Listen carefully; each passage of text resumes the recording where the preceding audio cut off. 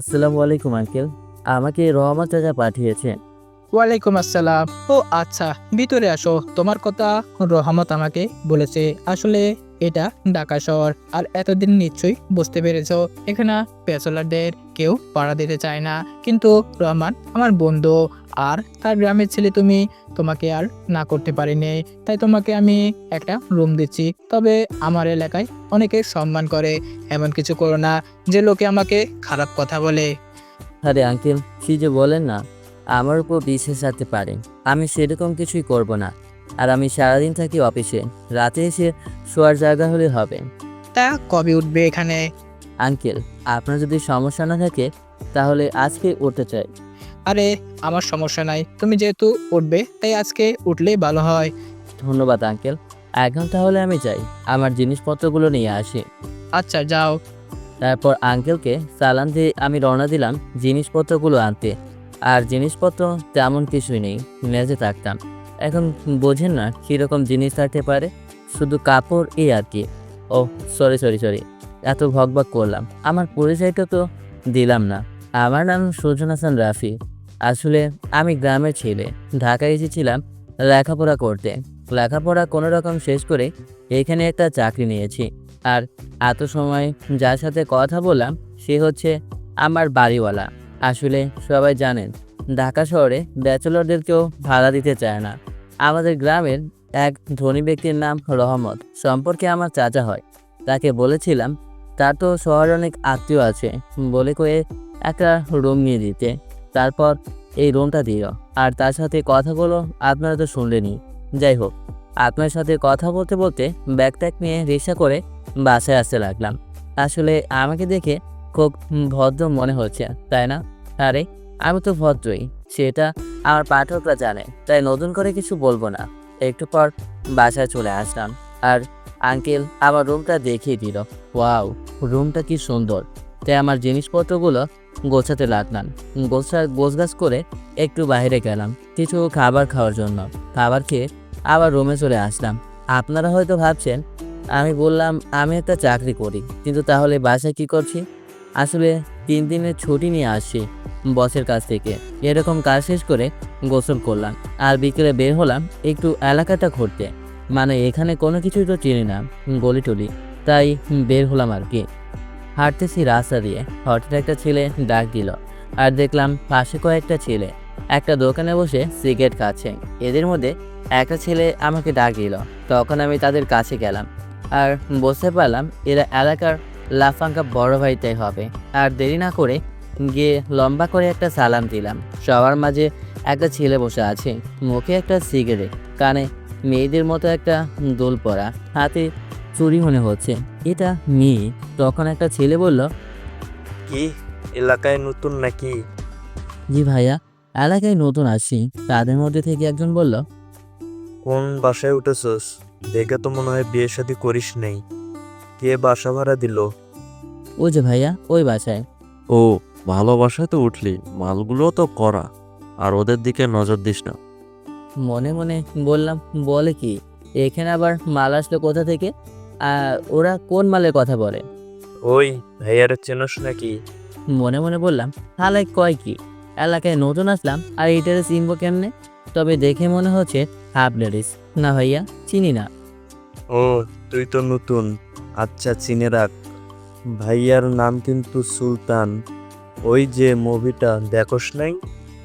ভাই, দেখেছি। আচ্ছা ভাই, এখন তাহলে আমি চাই। আরে দাঁড়া, যাস কই, একটু কথা বলি। ভাইয়ারে দেখলে কিন্তু সালাম দিবি আর সম্মান করবি। জি ভাইয়া, করবো। ও, তারে যাইতে দেয়। ছেলেটারে দেখে ভদ্র মনে হচ্ছে। তা ছোট ভাই, কিছু খেয়ে যাও। সিগারেট তো মনে হয় খাও না। না ভাই, আমি খাই না। ভাই ভদ্র না, দেখলেন না কোন বাসায় উঠেছে? জেনে শুনে উঠেছে। দেখলেন সুলতান ভাই? ওই শফিক, চুপ থাক। আচ্ছা, তুমি যাও। দেখলেন সুলতান ভাই কি বলে? তখন আমি সালাম দিয়ে চলে আসতে লাগলাম আর মনে মনে বলতে লাগলাম, শালা হাফ লেডিস কোথাকার। তারপর আমি একটু ঘোরাঘুরি করে বাসায় চলে আসলাম। আর এভাবেই রাত হয়ে গেল। আর আজকে তেমন কাজ নেই, তাই ভাবতে লাগলাম, আচ্ছা আঙ্কেল কি কোনো ছেলে মেয়ে নেয় নাকি? কি বড় একটা বাড়ি, কিন্তু ছেলে মেয়ে নাই। খুব কষ্ট হচ্ছে আঙ্কেলের জন্য। থাক, এত কষ্ট আমার পড়তে হবে না, এখন কাজ করা যায়। আর সেটা হচ্ছে একটা নাটক দেখতে পারি। আর নাটক দেখতে দেখতে ঘুমিয়ে পড়লাম। সকালে ঘুম থেকে উঠে ফ্রেশ হয়ে বাইরে গেলাম চা খেতে।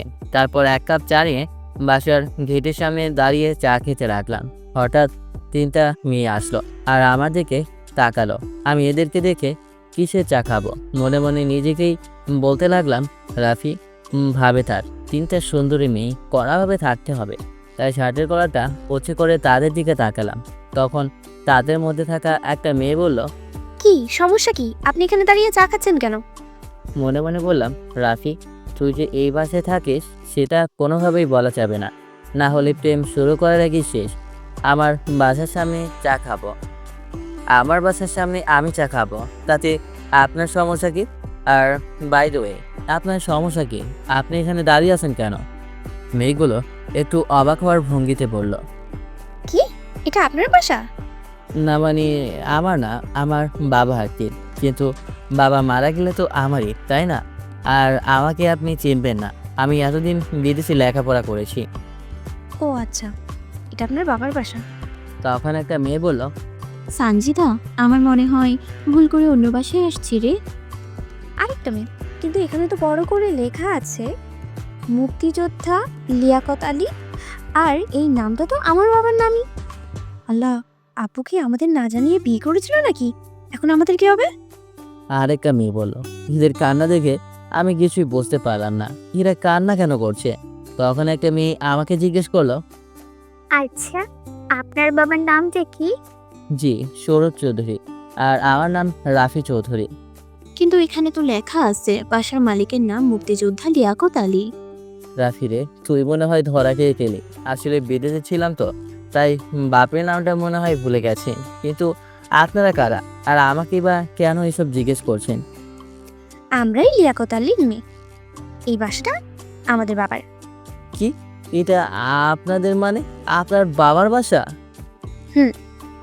আসসালামু আলাইকুম আপু, আসলে আমি বুঝতে পারি নাই, তাই আর কি একটু মজা করেছি, কিছু মনে করবেন না। কিন্তু আপনি কে? আপনাকে তো আমি আগে কখনো দেখি নাই। আপু, আমি এই বাসায় ভাড়ায় উঠেছি। দাঁড়া, তোর ভাড়া বের করছে এক্ষুনি, আব্বুর কাছে যাব। তখন মেয়েগুলো হন হন করে ভেতরে চলে গেল, আর আমি পেছন থেকে বলতে লাগলাম, আপু কিছু বলবেন না আঙ্কেলকে, আমার এত বড় ক্ষতি করবে না। দুর্বল কেন যে ভাব নিতে গেলাম, আর নিলি তো নিলি, একদম জমির সামনে গিয়ে ভাবটা নিলি।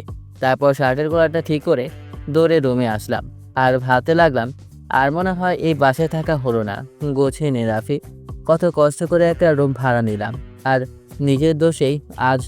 আর এদিকে মেয়েগুলো তাদের রুমে গেল, আর ছোট মেয়েটা বলতে লাগলো, দেখলে আপু, ছেলেটা আমাদের কি ড্রপ মারলো। বাসটা নাকি তার বাবার, আর তার বাবার নামটাই নাকি সে ভুলে গেছে।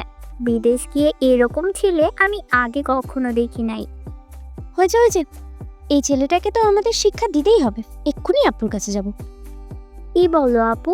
আপুকে কিছু বলো না, ছেলেটা আমাদের সাথে ফোন করতে গিয়ে হয়তো এরকম করেছে। তুই থাম, দেখ এখন আমি কি করি।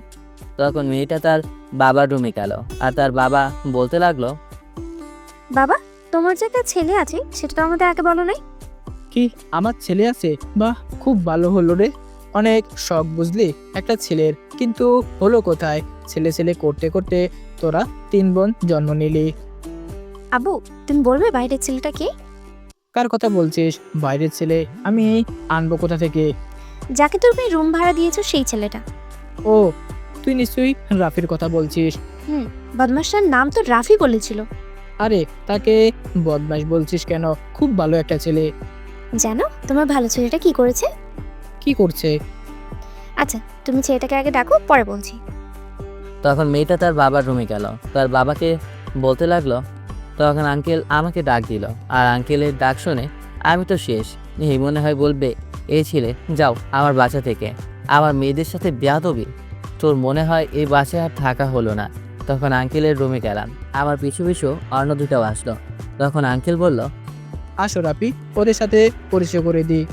এই হচ্ছে সঞ্জিদা আমার বড় মেয়ে, আর এ হচ্ছে নীলা আমার মেজ মেয়ে, আর এ হচ্ছে দিয়া আমার ছোট মেয়ে। তখন আর কি সবাইকে হাই হ্যালো বলতে হলো। তখন সঞ্জিদা বলতে লাগলো, আব্বু, তুমি কি আমার কথাটা শুনবে এখন? বলো, দেখে কি বলবে? আমরা যখন বাসায় ঢুকতে যাব তখন এই ছেলেটাকে গেটের সামনে দাঁড়িয়ে চা খেতে দেখলাম। পরে এখন বুঝতে পেরেছো সে কত বড় একটা বেয়াদবি করেছে আমাদের সাথে। তাই আমি চাই না সেই বাসায় থাক। আর তোমার এরকম 3টা মেয়ে বাসায়, আর তুমি কিভাবে রুম ভাড়া দিলে? তখন আঙ্কেল যা বলল সেটা শুনে তো আমার খুশিতে কান্না করে দিতে ইচ্ছে করছিল। তখন আঙ্কেল বলল, বলো দেখি কি বলবে। দেখ মা, রাফি হয়তো তোদের সাথে মজা করেছিল আর তোরা সেটা সিরিয়াসলি নিয়েছিলি, আর রাফি তো আমার ছেলের মতোই, তাই না রাফি? তখন আমি মাথা নাড়িয়ে হ্যাঁ সূচক জানালাম। এরপর আঙ্কেল বলল, এখন তোমরা যার যার রুমে যাও। তখন আমি চলে আসতে লাগলাম। পেছন থেকে সঞ্জিদা বলল, আজ বেঁচে গেছে তো কি হয়েছে, আমার নামও সঞ্জিতা, দেখে নেবো আমি। তখন আমি না শোনার ভান করে চলে আসলাম। আর তখন রিয়াকে সঞ্জিদা বলল, দেখলি কেমন শেয়ানা ছেলে? তবে যাই বলিস না কেন আপু, ছেলেটা কিন্তু হেভি মজার, আমার কিন্তু খুব ভালো লেগেছে। ভালো লেগেছে মানে? এই তুই কি বলছিস? দাঁড়া, আব্বুকে গিয়ে বলবো। ধুর, সবসময় শুধু আব্বুকে ডাকো কেন? কি সুন্দর একটা ছেলে, আর কি কিউট। তাকে তুমি বাসা থেকে বের করতে চাইছো? তোরা যাই বলিস, আমি তো তাকে দেখিয়ে নেব। নীলা আপু, চলো তো রাফি ভাইয়ের সাথে কথা বলে আসি গিয়ে। বলবো সঞ্জিতা আপু তোমাকে দেখতে চাই। তবে রে, তারপর তাদের দৌড়াতে থাকে। আর এদিকে আমি রুমে এসে হাসতে শেষ। আঙ্কেলের কথায় সঞ্জিতা মেয়েটার মগের অবস্থা যা হয়েছিল পুরো দেখার মতো। এভাবে 2 দিন কেটে যায়। আজকে অফিস যেতে হবে, তাই রেডি হচ্ছি। রেডি হয়ে বাইরে আসলাম। এমনিতে একটু লেট হয়ে গেছে, তাই সাদে থেকে একটা রিক্সা ডাক দিয়ে দাঁড় করালাম আর বললাম আসতেছি আমি। তারপর দৌড়ে নিচে গেলাম, কিন্তু নিচে গিয়ে দেখি ওই রিক্সায় একটা মেয়ে বসে আছে। মেজাজটা যা খারাপ হলো, এমনিতেই লেট, তার উপর আবার এই মহা ঝামেলা। মনে মনে ভাবলাম এখন গিয়ে সিলেবের একটা ঝাড়ে দিব। তাই সেরকম প্রিপারেশন নিয়ে গেলাম আর বললাম, আপু রিক্সা থেকে নামেন, রিক্সাটা আমি আগে ডাক দিয়েছি। তখন মেয়েটা আমার দিকে তাকালো, আর যাকে দেখলাম তাকে দেখে, আরে তেমন কেউ না, বাড়িওয়ালার বড় মেয়েটা আর কি। তখন আমি তাকে বললাম, আচ্ছা আপনি রিক্সায় উঠেন কেন? রিক্সাটা তো আমি আগে ডাক দিয়েছি। আচ্ছা রিক্সায় কি কোথাও আপনার নাম লেখা আছে? কিন্তু আমি তো দেখছি না। না, নাম লেখা নেই, কিন্তু ডাক তো আমি আগে দিয়েছি। হয়তো ডাক আপনি দিয়েছেন, কিন্তু রিক্সায় কিন্তু আপনার আগে আমি বসেছি, তাই আমি যাবো এই রিক্সায় দিয়ে। মামা চলেন তো। মনে মনে বললাম, দেখলেন তো কীরকম ফাজিল মেয়ে। একে আমার অফিসে লেট হয়ে যাচ্ছে, কিন্তু এখন কি দিয়ে যাব? সব রিক্সায় তো 2 জন করে আছে, এখন কি করা যায়? হঠাৎ দেখি ওই দিনে সেই হাফ লেডিস মানে সুলতান আর কি বাইক নিয়ে এদিকে আসে। তখন আমি মনে মনে ভাবলাম এটাকেই কাজে লাগানো যাক। যেই ভাবা সেই কাজ। হাতের ইশারা দিয়ে দাঁড়াতে বললাম, কিছু কথা আছে। তখন সে দাঁড়ালো আর বলল, কিরে, তোর কত বড় সাহস আমাকে দাঁড়াতে বললি? ভাই আপনি কিন্তু অলরেডি দাঁড়িয়ে আছেন, কিন্তু আমি কিন্তু আপনাকে এমনিতেই দাঁড় করাই নাই, একটা কারণ আছে অবশ্য। ভাই আমার বাড়িওয়ালার বড় মেয়েকে আপনি পছন্দ করেন তাই না? কি যেন নাম, ও হ্যাঁ সঞ্জিতা। সে কিন্তু আপনার কথা আমার কাছে জিজ্ঞেস করেছিল। হ্যাঁ, জিজ্ঞেস করছিল। না মানে কি জিজ্ঞেস করছিল? ভাই সে অনেক কথা, সারাদিন তো সে শুধু আপনার কথাই বলে। মনে হয় সেটিং হয়ে যাবে ভাই। কি বলো তুমি, সত্যি বলছো তো? আরে ভাই আমি কি পাগল নাকি আপনার সাথে মিথ্যা কথা বলতে যাব? ও সরি, আপনাকে তো সালাম দেওয়া হয় নাই। আরে থাক, সালাম দিতে হবে না। তুমি তো মিয়া আমার কলিজায় থাকো, আর আজ যা শোনাইলাম তা এখানে দাঁড়িয়ে আছো ভাই মুখটা কালো করে বললাম, অফিসে যেতাম, কিন্তু কোনো রিক্সাই তো পাচ্ছি না, কি করে যে যাব, এমনিতে লেট হয়ে গেছে। এই চলো, আমি তোমাকে পৌঁছে দিচ্ছি। আরে না ভাই, আপনাকে শুধু শুধু কষ্ট দিতে চায় না। আরে চলো। তারপর আর কি উঠে বসলাম। তখন সুলতান ভাই বলল, একটু দেখে শুনে রেখো, তোমার তো ভাবি হয়, বোঝো না? জি ভাই, সে কি আর বলতে হবে, তবে এসব কিন্তু তাকে আবার বলতে যাবে না। আমি কিন্তু আরেকটা কথা শুনেছি, সে নাকি আপনাকে সারপ্রাইজ দিতে চায়। আপনি এখন যদি কিছু বলে দেন তাহলে হয়তো তার মনটা খারাপ হয়ে যাবে। আরে না, কিন্তু সে যে আমাকে এত ভালোবাসে আগে বুঝতাম না। মনে মনে বললাম, তুই শালা সেই হাফ লেডিস রয়েই গেলি, কি জানি তোর ওইটা আছে কি না। তখন হঠাৎ আমি বললাম, ভাই চলে আসি। তখন সে আমাকে নামিয়ে দিল আর আমি অপসেট হয়ে গেলাম। পরে কাজে মনোযোগ দিলাম। আর এদিকে সঞ্জিতা শপিংয়ে গেছে, শপিং করতে তার পছন্দ মতো কাপড় দেখছে। সে কিন্তু মাগার পছন্দ হচ্ছে না, তার আসলে মেয়েদের যা হয়ে থাকে আর কি। হঠাৎ একটা শার্ট তার নজরে পড়ে যায়, আর সেইটা সে কোথাও সে দেখেছে বলে মনে হচ্ছে।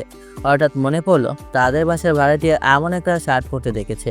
তখন সঞ্জিতা কী ভেবে বা কি মনে করে শার্টটা নিল সেটা আমি জানি না। ইনফ্যাক্ট সেটা সে নিজেও জানে না। এভাবে শপিং করা শেষ হলো আর বাসায় চলে আসতে লাগলাম। আর আমি বসে বসে কাজ করছি। হঠাৎ কেউ একজন বলে উঠলো, বাহ, নতুন বাসায় উঠলেন মিস্টার সুজন হাসান রাফি, আর এখনই আমাকে ভুলে গেলেন? তাকে দেখি লিজা। লিজা আমার কলিগ, আর কলিগ বললে ভুল হবে, খুব ভালো বন্ধু আমরা। তবে মেয়েটা খুব ভালো এবং কিউট। আরে কি যে বলো না, তোমাকে কি আর ভোলা যায়? আসো ভেতর আসো। তখন সে ভেতর আসে আর বলে, তা নতুন বাসায় কেমন লাগছে তোমার? সেটা তো ভালো, কিন্তু একটা সমস্যা। আবার কি সমস্যা? বাড়িওয়ালার 3টা মেয়ে আছে আর খুব সাংঘাতিক। কি বলো? তাহলে তো তুমি লাকি, রাজ্য রাজকন্যা দুটোই আছে। আরে থুর বাল। ও মা, ছেলে দেখে আবার লজ্জাও পায়। আজকে কিন্তু ট্রিট দিতে হবে। কিসের টিপ দেব? ও মা, নতুন বাসা নিলে আর ট্রিট দেবে না? আচ্ছা ঠিক আছে, দুপুরে একসাথে লাঞ্চ করব দুজন। তারপর লিজা চলে যায় আর দুপুরে দুজনে একসাথে লাঞ্চ করলাম। এভাবে অফিস ছুটি হয়ে গেল। ও আপনাদের তো বলাই হয়নি, আজ আমার বেতন দিয়েছে, তাই বাসায় টাকা পাঠালাম আর নিজের জন্য কিছু টাকা রাখলাম। তারপর একটা বিকাশের দোকানে গেলাম। আমি গিয়ে দাঁড়াতেই নাম্বার দিতে যাব, এরই মাঝে একজন এসে বলে, ভাই 30,000 টাকা পাঠাবো।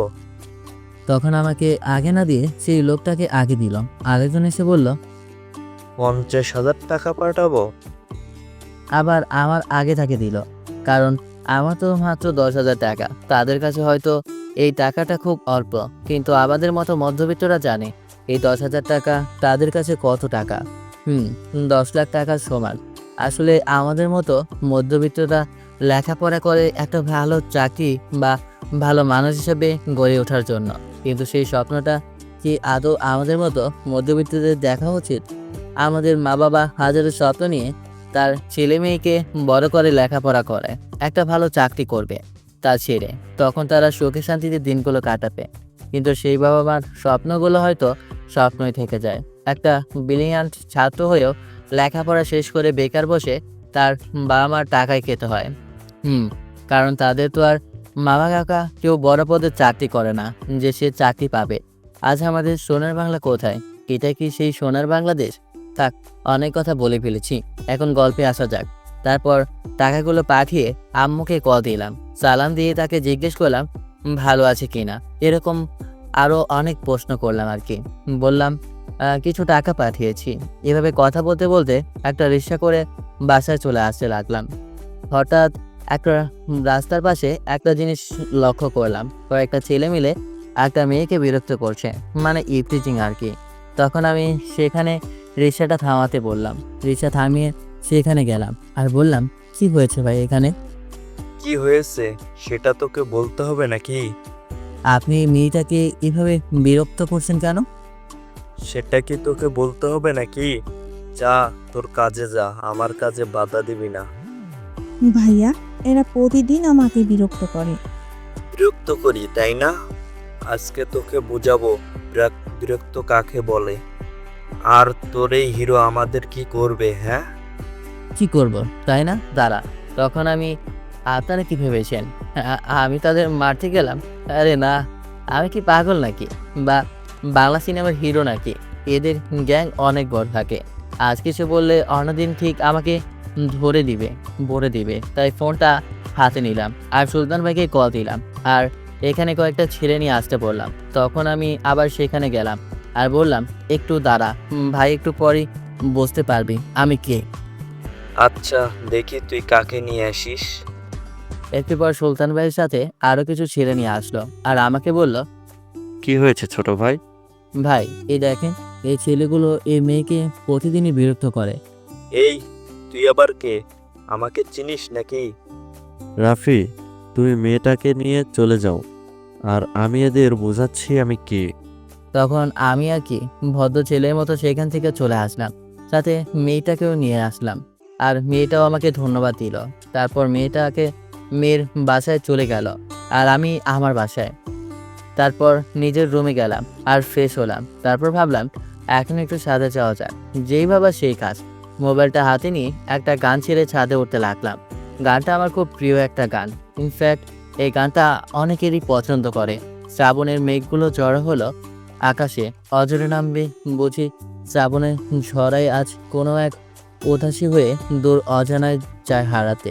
এই গানটি শুনছি আর গুনগুন করে গাইতে গাইতে ছাদে উঠে গেলাম। আর এদিকে সঞ্জিতা শপিং থেকে যে শার্টটা কিনেছিল সেটা পরে ছাদে এসে বন্ধুদের সাথে চ্যাট করছে। হঠাৎ সে কাউকে ছাদে আসার উপস্থিতি টের পেল। তখন আমি ছাদের এক পাশে গিয়ে বসলাম, কিন্তু আমার পাশে কে আছে বা কেউ আছে কি না সেটা আমি জানি না।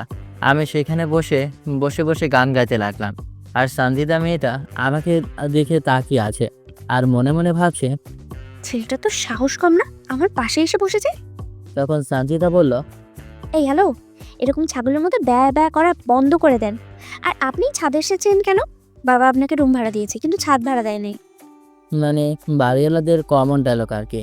তখন আমি ডানে তাকিয়ে দেখি, আরে এটা তো একটা ছেলে, না মানে মেয়ে শার্ট পরেছে। তো তাই কনফিউজড হয়ে গিয়েছিলাম। এখন আপনি বাড়িওয়ালার মেয়ে সঞ্জিতা না, আমার শার্ট আপনার কাছে আসতো কী করে? আপনার শার্ট মানে? শপিং মল থেকে আজকে কিনে নিয়ে আসলাম। ধরুন, এই আপনি বাড়িওয়ালার মেয়ে সঞ্জিতা না, আমার শার্ট আপনার কাছে আসলো কী করে? আচ্ছা, আপনার সমস্যা কি? আমার পিছু পিছু আপনি কেন ঘুরেন? আপনার পেছে পেছে আমি ঘুরতে যাব কেন? আমার কি আর কাজ কাম নাই নাকি? আর আপনি তো আমার পিছে ঘুরেন। আমার শার্ট দেখে সেম শার্টটা আপনিও নিয়ে আসছেন। আপনি এখান থেকে যান। যদি না যায়? তাহলে আমি এখন চিৎকার করব আর বলবো আপনি আমার সাথে খারাপ কিছু করতে চাচ্ছেন। কি বলে? থাক থাক, আমি যাচ্ছি। বাবারে কি ডেঞ্জারাস মেয়ে। তারপর আর কি যত দ্রুত সম্ভব সেখান থেকে চলে আসলাম। সিঁড়ি দিয়ে নামতে যাব, সামনে নীলা সামনে পড়লো আর বলল, ভাইয়া মানে কেমন যেন মোছরামছি করছে। হেমা, আপনার আবার কি হলো? এমন করছেন কেন? ভাইয়া, ওই সঞ্জিতা আপু কোথায়? এটা বলার জন্য এরকম করতে হবে?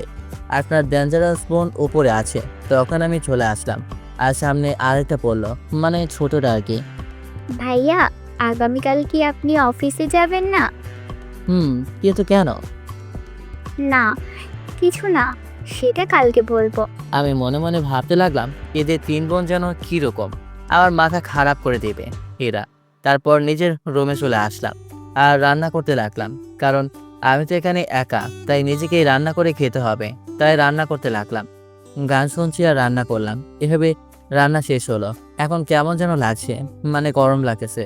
তাই আবার গোসল করতে গেলাম। তারপর খাবার খেয়ে একটু ফেসবুকিং করে ঘুমিয়ে পড়লাম। সকালে ঘুম থেকে উঠে ফ্রেশ হয়ে রান্না করলাম। তারপর খাবার খেয়ে রেডি হয়ে অফিসের জন্য বেরিয়ে পড়লাম। রিয়াদের রুমের সামনে দিয়ে যেতে লাগলাম। হঠাৎ রিয়া ডাক দিল আর বলল, আঙ্কেল নাকি আমাকে ডাকতেছে। তখন ভেতরে গেলাম, আঙ্কেলকে সালাম দিলাম আর জিজ্ঞেস করলাম, আঙ্কেল আমাকে ডেকেছেন? বাবা ডেকেছি। আসলে রিয়াদের কলেজে ফিরে তো তোমার অফিস যদি একটু একটু কষ্ট করে রিয়াকে সাথে করে নিয়ে যেতে, তাহলে কলেজে নামিয়ে দিয়ে তারপর তুমি অফিসে চলে যাও। আঙ্কেল সে তো মনে হয় একাই যেতে পারে। একাই যেত। আসলে বলতেছি, রাস্তায় নাকি কিছু ছেলে নাকি তাকে ডিস্টার্ব করে। আর তুমি ছেলে সাথে গেলে তারা কিছুই বলার সাহস পাবে না। তখন আর কি বলবো, এখন তো সাথে করে নিতেই হবে। তখন আমি বললাম, আসেন। পরে আঙ্কেলকে সালাম দিয়ে চলে আসলাম আর রিয়া আমার পিছে পিছে আসতে লাগলো। তখন আমি দুইটা রিক্সা ডাক দিলাম। এটা দেখে রিয়া বলল, আপনি রিক্সা দুইটা ডাক দিলেন কেন? তাহলে কি করব? আর আমি কি পাগল নাকি আপনার সাথে একই রিক্সায় যাব? বুঝতে পারছি, আপনার মাথায় কোনো বুদ্ধি নাই। আপনাকে নিয়ে মনে হয় আমার ভবিষ্যতে আমার অনেক বিপদ আছে। ভবিষ্যতে বিপদ আছে মানে? কিছু না। আচ্ছা, আমরা দুজন যদি দুই রিক্সা দিয়ে যাই তাহলে সেই ছেলেগুলো তো আমাকে ডিস্টার্ব করবেই, তাই না? তাহলে বাবা আমাকে আপনার সাথে পাঠিয়ে কি হলো? এই মামা, আপনি চলে যান। তারপর একটা রিক্সা চলে গেল আর দুজনেই এক রিক্সায় উঠলাম। আমার যেন কীরকম লাগছে, এই প্রথম কোনো মেয়ের সাথে একই রিক্সায় উঠলাম। তখন রিয়া বলতে লাগলো, আচ্ছা, আপনি আমাকে আপনি করে বলেন কেন? আমি কি আপনার বয়সে বড় নাকি? তাহলে কি বলে রাখবো? জান, কলিজা এইসব বলে ডাকবে? কি? বলছি তুমি করে বলবে, আর আমিও তো এত আপনি করে বলতে পারবো না। আচ্ছা ঠিক আছে, বলবো। আচ্ছা, সে ছেলেগুলো কোথায়, দেখি না তো। তারা কি আর এখানে থাকবে? আজকের সাথে হিরো আছে না, তাই তারা আগেই পালাইছে। আমাকে হিরো বলাতে নিজের পাকে একটু বেড়ে গেল, সাথে গলাটা একটু উঁচু করে নিলাম। আর আপনি যা ভীতু, ছেলেরা কিছু বললে না জানি আমাকে রেখেই পারলান। এটা বলার পর ভাবটা একটু কমে গেল, মানে শার্টের কলারটা ঠিক করে নিলাম। এই তো তোমার কলেজের সামনে চলে আসি, যাও। তখন সে রিক্সা থেকে নামলো। হঠাৎ তার বান্ধবীগুলো আমার কাছে আসলো আর বলল, দুলাভাই কেমন আছেন? বাহ, দুলাভাই তো অনেক হ্যান্ডসাম। অসহায় দৃষ্টিতে তাকেই বললাম, কিসের ধুলাবাই আর কার দুলাবাই? এই, তোরা চল তো। আচ্ছা, তাহলে তুমি যাও। তখন রিক্সা আবার চলতে লাগলো আর আমি ভাবতে লাগলাম, রিয়ার মতো মনে হয় তার ফ্রেন্ডগুলো পাগল। আর এদিকে রিয়াকে যে আমি রিক্সা করে বাসা থেকে বের হয়েছি আর সেটা নীলা দেখেছে, আর সেটা দেখেই শান্তিদের কাছে গেল আর বলল, আপু, রাফি ভাইয়া আর রিয়াকে দেখলাম একই রিক্সায় করে যাচ্ছে। কি? লুচ্চাটা এখন আমার বোনের পিছনে পড়েছে। দাঁড়া, তার ব্যবস্থা আমি করতেছি। কিন্তু আপু তুই কি করবি? ভাবতে দেয় আমাকে, কিন্তু বাবাকে বললে তো লাভ নেই, কারণ রাফি তো বাবার কাছে প্রিয়। ওর মতো এখন যা করতে হবে সেটা অন্যভাবেই করতে হবে। আর এদিকে আমি অফিসে গিয়ে কাজ করতে লাগলাম। হঠাৎ লেজা আমার কাছে আসে আর বলতে লাগে, রাফি কি বিজি আছো নাকি? মোটামুটি মোটামুটি একটু আছে আর কি, কয়েকদিন ছুটি কাটিয়েছি তো, তাই একটু চাপে আছি। ও, তাহলে আমি চলে যাই, পরে কথা বলবো নি। আর একটা কথা, লাঞ্চ টাইমে আমি আসবো, আমার সাথে লাঞ্চ করতে যাবে, মনে থাকবে নাকি? থাকবে। এখন যাও, কাজ শেষ করি, নয়তো বস আবার 12টা বাজাবে। তারপর লেজা চলে গেল। খুব ভালো একটা মেয়ে আর খুব ভালো মনের মানুষ, আর আমাকে পছন্দ করে, সেটা আমি কিছুটা হলেও বুঝতে পারি। সে যদি আমাকে সাপোর্ট না দিত তাহলে হয়তো আজ এই চাকরিটা করতে পারতাম না। পৃথিবীতে এখনো ভালো মানুষ টিকে আছে, আর সেটা তাকে না দেখলে বুঝতেই পারতাম না। এভাবে কাজ করতে করতে লাঞ্চের টাইম হয়ে আসলো আর আমি কাজগুলো করতে লাগলাম। হঠাৎ লিজা এসে বলতে লাগলো, কি মিস্টার, আজ কি খেতে হবে না, নাকি না খেয়ে কাজ করবেন? লাঞ্চের টাইম হলে যাব তো। দোকান লাঞ্চের সময় শেষ হয়ে আসতেছে। তখন আমি ঘড়ির দিকে তাকিয়ে দেখলাম, আরে সত্যিই তো অনেক সময় হয়ে গেছে। তখন আর দেরি না করে দুজন মিলে একটা রেস্টুরেন্টে আসলাম আর খাবার অর্ডার দিলাম। তখন লিজা বলল, আচ্ছা, তোমার আম্মু কেমন আছে? আসলে তেমন ভালো না, বয়স হয়ে গেছে তো। তাহলে বাসা থেকে ঘুরে আসতে আন্টিকেও দেখে আসতে। কিন্তু এখন তো বস ছুটি দেবে না, 3 দিন ছুটি কাটিয়েছি। সেটাও কথা। এভাবে খাবার চলে আসলো। তারপর খাবার খেয়ে দুজনে আবার অফিসে চলে আসলাম। তারপর বিকেলে অফিস করে বাসায় চলে আসলাম। আর এদিকে রিয়া বাসায় গিয়ে ভাবতে থাকে, ছেলেটা যেন কিরকম, তাকে দুলাভাই ডাকলো, আবার ফ্রেন্ডরা, আর গর্দ বুঝতেই পারলো না। আর নীলা ভাবতে লাগলো, প্রিয়া রাফির সাথে একই রিক্সায় করে কলেজ যায়। প্রিয়া রাফির সাথে একই রিক্সায় করে কলেজে যায়। আমাকেও কিছু করতে হবে। রাফিকে নিয়ে আমি শপিং করতে যাব, এখনই বাবার কাছে যাব। আর এদিকে সঞ্চিতা ভাবতে লাগলো, প্রথমে তো এই বাসায় ভাড়া উঠেছে, এখন আবার আমার বোনটাকে পটিয়ে এই বাসার মালিক হতে চায়। দাঁড়া, তোর ব্যবস্থা আমি করছি, আগামীকাল বুঝবি মজা আমি কি করতে পারি। আর এদিকে তারা আমাকে নিয়ে হাজার কিছু ভাবতে লাগলো। আর আমি শালা রান্না করতে করতে আমার জীবন শেষ। কি একটা প্যারা।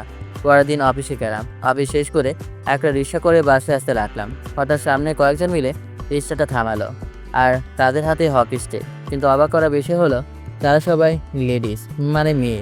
কিন্তু মেয়েদের সাথে আমার আবার কি শত্রুতা থাকতে পারে? আবার তাদের লিডার সে পেছনে পেছন ফিরে দাঁড়িয়ে আছে। তখন একটা মেয়ে বলল, এই আবার রিক্সা থেকে নাম, না হলে পায়ে দিব একটা। আচ্ছা সে না হয় দিলেন, কিন্তু আপনারা কারা? না মানে আমাকে কেন রাস্তার মাঝখানে দাঁড় করালেন? দেখেন আমার কাছে কিন্তু টাকা পয়সা নেই, শুধু কম দামি একটা ফোন আছে, সেটা নিতে পারেন। তখন তাদের লিডার বলল, এই শালা, আমাদের দেখে কি তোর ফকির মনে হয় নাকি? হ্যাঁ, ছিনতাইকারী মনে হয়? এই মা এইটাকে, আরে আপনারা বুঝতে পারছেন না? হ্যাঁ ঠিকই ধরেছেন, বাড়িওয়ালার দরজাল মেয়েটা মানে হচ্ছে সানজিদা। ফকির মনে না হলেও কিন্তু ছিনতাইকারী ঠিকই মনে হচ্ছে। এরকম লাঠি হাতে। আচ্ছা আমাকে রাস্তায় কেন আটকালেন? কেন, তুই কি ছোট বাচ্চা নাকি যে বুঝিস না? কেন আটকালাম তোকে? মেরে হাসপাতালে পাঠাবো আজকে তোকে। এটা মনে রাখবেন, আমার কাছে কিন্তু টাকা পয়সা নেই। মেরে হাসপাতালে পাঠালে আপনাকেই টাকা খরচ করতে হবে। কি, তুই আমার মুখে মুখে তর্ক করিস? দেখ আজকে তোর কি করি আমি। তখন সে হকি স্টিক দিয়ে আমাকে মারতে লাগলো, আর আমি সেটা ধরে ফেললাম। আর আপনারা কি ভাবছেন ধরে সেই লেভেলে ঠাস করে একটা চড় মারলাম? আরে বাংলা সিনেমার মতো ডায়লগ দিতে লাগলাম। বললাম, এই তোর কি লজ্জা শরম নাই? রাস্তার মাঝে আমার মতো একটা পোলারে একা পেয়ে মারতেছিস? তোর নামে আমি ছেলেকে রেপ করার দায়ে মামলা করব। আরে পাগল নাকি? আমি কেন এসব বলতে যাব? নায়িকা কি নায়ক এসব বলে? বলে নাকি? আর সে যদি আবার হয় বাড়িওয়ালার মেয়ে, তাহলে তো কথাই নেই। আসলে আমি লাঠি ধরে বলতে লাগলাম, ওগো সুন্দরী, তোমার হাতে এসব হকি স্টিক মানায় না, তোমার হাতে লাল গোলাপ মানায়। আর সেটাতে যদি আমাকে প্রপোজ করো তাহলে কিন্তু আমি মাইন্ড করব না, মেনে নেব। কি, তুই কি বললি? আর এটা ছাড়, এই তোরা কি দেখছিস? ওকে মার। তার বান্ধবীরা বলতে লাগলো, তো দুজন এখানে রোমান্টিক কথা বলছিস আর সেই জন্য তুই আমাদের এখানে নিয়ে আসলি? আরে শালিকারা, তোমরা বুঝতেছো না, আমি আর ও ইস বলতে লজ্জা করছে। আসলে বুঝতেই তো পারছো, একটু ঝগড়া হওয়ার কারণে এমন করলো আর কি। শালিকাকে? এসব তোমার জানার প্রয়োজন নেই, তোমরা যাও। হ্যাঁ, তারপর তাদের বান্ধবীদের বললাম আমি তাকে নিয়ে বাসে যাচ্ছি। তখন আর কি তারা চলে গেল, আর আমি সানজিদাকে রিক্সায় উঠতে বললাম, কিন্তু সানজিদা রিক্সায় না উঠে বলতে লাগলো, তোকে তো আমি পরে দেখে নেব। এই বলে হন করে চলে যেতে লাগলো। আর আমি বলতে লাগলাম, হি পড়েই দেখো না, এত মানুষের সামনে দেখাতে আমার আবার লজ্জা করে। আপনারা আবার কি ভাবছেন? তোর আপনারা এমন কেন? আরে আমি তো সাহসের কথা বলছি, এত মানুষের সামনে সাহস দেখানো ঠিক না। তারপর রিক্সা করে বাসায় চলে আসলাম। আসার পথে রিক্সাওয়ালা মামা জিজ্ঞেস করলো, মামা, মেয়েটা আপনার সাথে এমন করলো কেন? মামা আপনিও বুঝলেন না? আরে সে তো আমার আর ঝগড়া হওয়ার কারণে এমন করলো। কি, একটু ঝগড়ার কারণে এমনটা করলো? পরে জানি কি করে। মামা, আপনার কপালটাই খারাপ। মামা তারপর বাসায় চলে আসলাম আর ফ্রেশ হয়ে একটু রেস্ট নিলাম। পরে একটু বাইরে বের হলাম, একটু ঘোরাঘুরি করতে। গেট দিয়ে বের হতে যাব, তখনই সামনে দেখি একজন দাঁড়িয়ে আছে। আরে সেটা কেউ না, রিয়া দাঁড়িয়ে আছে। তাকে দেখে আমি আস্তে করে কেটে পড়তে চাইলাম, কিন্তু ওই যে বলে না, যেখানে বাঘের ভয় সেখানে রাত হয়। রিয়া আমাকে ডাক দিল, এই রাফি ভাইয়া, কোথাও যাচ্ছ নাকি? এই তো একটু হাঁটতে বের হলাম, এই আর কি, দেখি এলাকাটা কিরকম। তাই নাকি? আমিও যাচ্ছিলাম। এখন যেহেতু আপনিও যাচ্ছেন, তাহলে তো একসাথেই যাওয়া যায়। আরে না, তুমি একা যাও, পরে লোকে অন্য কিছু ভাবতে পারে। একা যাব মানে কি? এলাকায় কত বাজে ছেলে আছে সেটা আপনি জানেন? দাঁড়ান, এক্ষুনি আপুর কাছে যাচ্ছি। থাক চলো। তখন আর কি বান্ধবটা আমার সাথে চলতে লাগলো আর ভগভগ করতে লাগলো। আর এদিকে তার ভগভগ শুনে আমার কানের 12টা বেজে যাচ্ছে।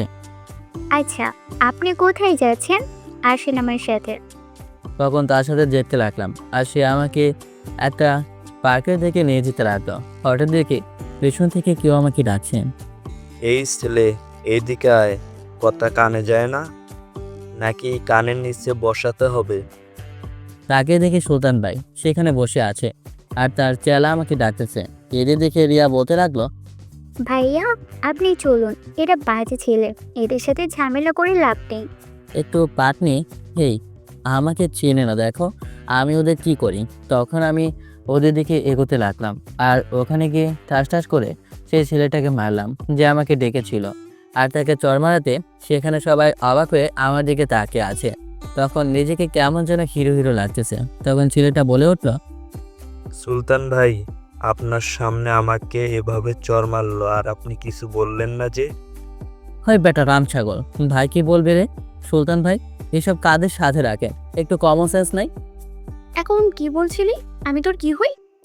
ভাই দেখেন আমার সাথে কি আছে, সানজিদার বোন আছে। সানজিদার বোন এখন যদি সে গিয়ে তার বোনকে বলে দেয় আপনি আমার সাথে সেটাও তার সাথে এরকম আচরণ করেছেন, তাহলে সানজিদা আপনার সম্বন্ধে কী ভাববে?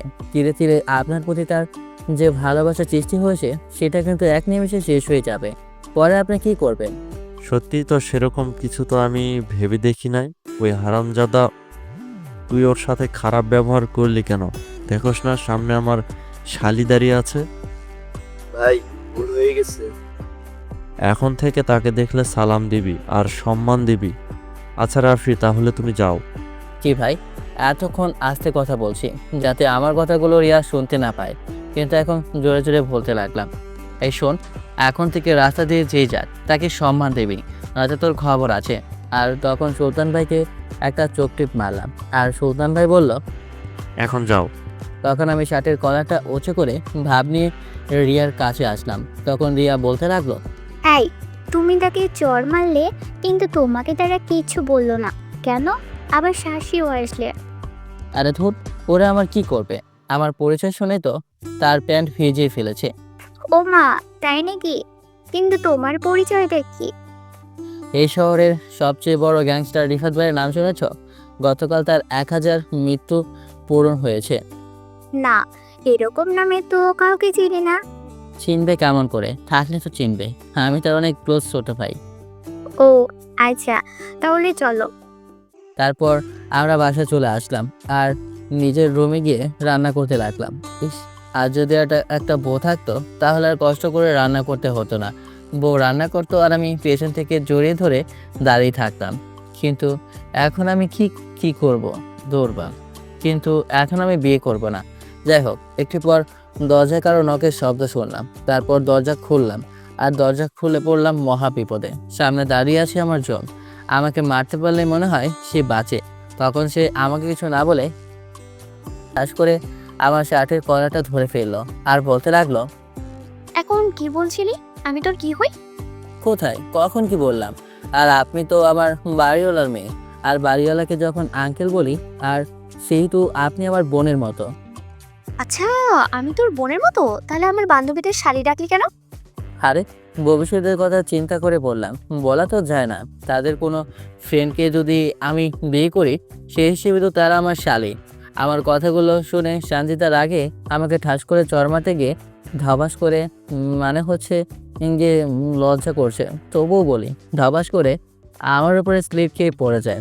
আর পড়লো তো পড়লোই, একদম তার ঠোঁট গিয়ে আমার ঠোঁটের সাথে লেগে যায়। উফ, সে কি ফিলিংস! এই প্রথম কোনো মেয়ে ঠোঁটের ছোঁয়া পেলাম, ভেতরটা যেন কীরকম ঘটছে।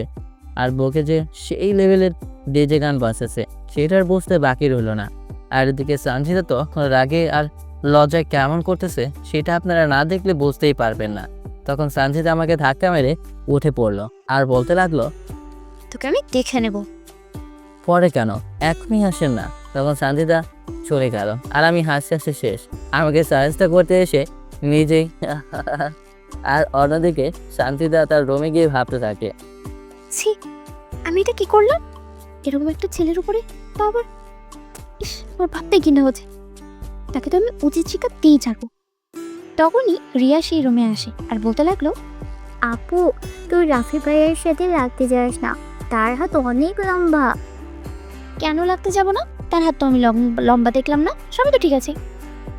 আসলে আপু, তখন রিয়া সব খুলে বলল। রাফি ভাইয়া নায়কের মতো সেই এন্ট্রিটা মারলো, সেটা তো জাস্ট অসম। বুঝতে পেরেছি, তুই এখন যা, আমার কাজ করতে দে। তখন রিয়া চলে গেল আর সানজিদা ভাবতে লাগলো রিয়ার কথাগুলো। আর তখনই তার মাথায় একটা বুদ্ধি কাজ করলো। আচ্ছা, রাফির পাতানো ফাঁদে রাফিকে ফেলবো। অপেক্ষা কর রাফি, তোর কপালে না খারাপ কিছুই আছে। নিজেকে খুব চালাক ভাবিস, তাই না? দেখ এখন সঞ্জিতা তোর কি করে। আর এদিকে আমি রান্না শেষ করে খাবারকে একটা মুভি দেখতে বসলাম, কারণ আগামীকাল শুক্রবার, তাই নো প্যারা। মুভি দেখা শেষ করে ঘুমিয়ে পড়লাম। সকালে উঠে ফ্রেশ হয়ে একটু বাইরে যাব, তখন পেছন থেকে কেউ একজন ডাক দিল, আর যেটা বলল রাফি ভাইয়া, আপনার কাছে একটা রিকোয়েস্ট। মনে মনে বললাম, এই মেয়ে আবার কি রিকোয়েস্ট করবে বুঝতে পারছি না। এই বাড়িওয়ালার মেয়েগুলো আমার পেছনে কেন লেগেছে? তবে মেয়েটা আমার সাথে তেমন কিছু করে নাই, দেখি সে আবার কি বলে। বলেন মিস নীলা। আসলে ভাইয়া, আমি ভাবছিলাম শপিং করতে যাব, কিন্তু আব্বুও বাসায় নেই, আর আমি জিনিসের দাম দর করতে পারি না। তাই যদি আমার সাথে যেতেন। লর্ড হেলা, এবার তার শপিং করতে যেতে হবে। কিন্তু নীলা, আমি তো একটু ভাইয়া, আমি আপনার কোনো কথাই শুনতে চাই না। আপনি জাস্ট 2 মিনিট দাঁড়ান, আমি একটু আসতেছি। এই বলে নীলা ভিতরে চলে গেল। জানি না আমার কপালে কি আছে, তাদের 3 বোনকে নেই। একটু পর নীলা রেডি হয়ে আসলো। অবশ্য তাকে দেখতে সুন্দর লাগছিল। তখন একটা রিক্সা করে যেতে লাগলাম। হঠাৎ সামনে সুলতান ভাইয়ের সাথে দেখা। তাই তো ভাই তো আমাকে নীলের সাথে দেখে বলল, কি ব্যাপার ছোট ভাই, কোথাও যাচ্ছ নাকি? জি ভাই, একটু শপিং করতে আর কি। আচ্ছা ভাই, আপনার সাথে পরে কথা হবে, আমাদের লেট হয়ে যাচ্ছে। তখন আমরা আবার চলে আসতে লাগলাম। তখন নীলা বলল, আচ্ছা, আপনি তাকে চিনেন নাকি? চিনি আর কি, হাফ প্লেটে, তাও আবার মাস্তান। আচ্ছা, তোমার আপু এরকম কেন? জানি না, তবে সে এইরকমই। তবে তার মনটা কিন্তু খুব ভালো। তাই বুঝি। তাহলে তোমার মনটা কেমন? জানি না, চাইলে কিন্তু মন পরীক্ষা করে দেখতে পারেন। মনে মনে থাক রাফি, বেশি বেশি কথা বলিস না, জল পরে অনেক দূর গড়িয়ে যাবে। ওই তো আমরা চলে আসি, নামো। তখন তাকে নিয়ে শপিং মলের ভেতরে গেলাম। একটা দোকানে গেলাম। নীরা যেন কি নেবে না, মানে আমি আবার মেয়েদের জামা কাপড় সম্বন্ধে তেমন কিছু জানি না, কারণ লেখক তো এখনো বিয়েই করে নাই। তবে শীত আসলে কিন্তু একটা চেষ্টা করতে পারি, কিন্তু সেটা কোন শীতে বলা যায় না। যাই হোক, নীলা ঘুরে ঘুরে কাপড় দেখছে আর ভকভক করছে, আর আমাকে বলছে পছন্দ করে দিতে। তখন আমি বললাম, হে মানে নীলা, আমার না একটু ইস্যু পেয়েছে, যাব কি? আচ্ছা ঠিক আছে, যান, তাড়াতাড়ি চলে আসবেন।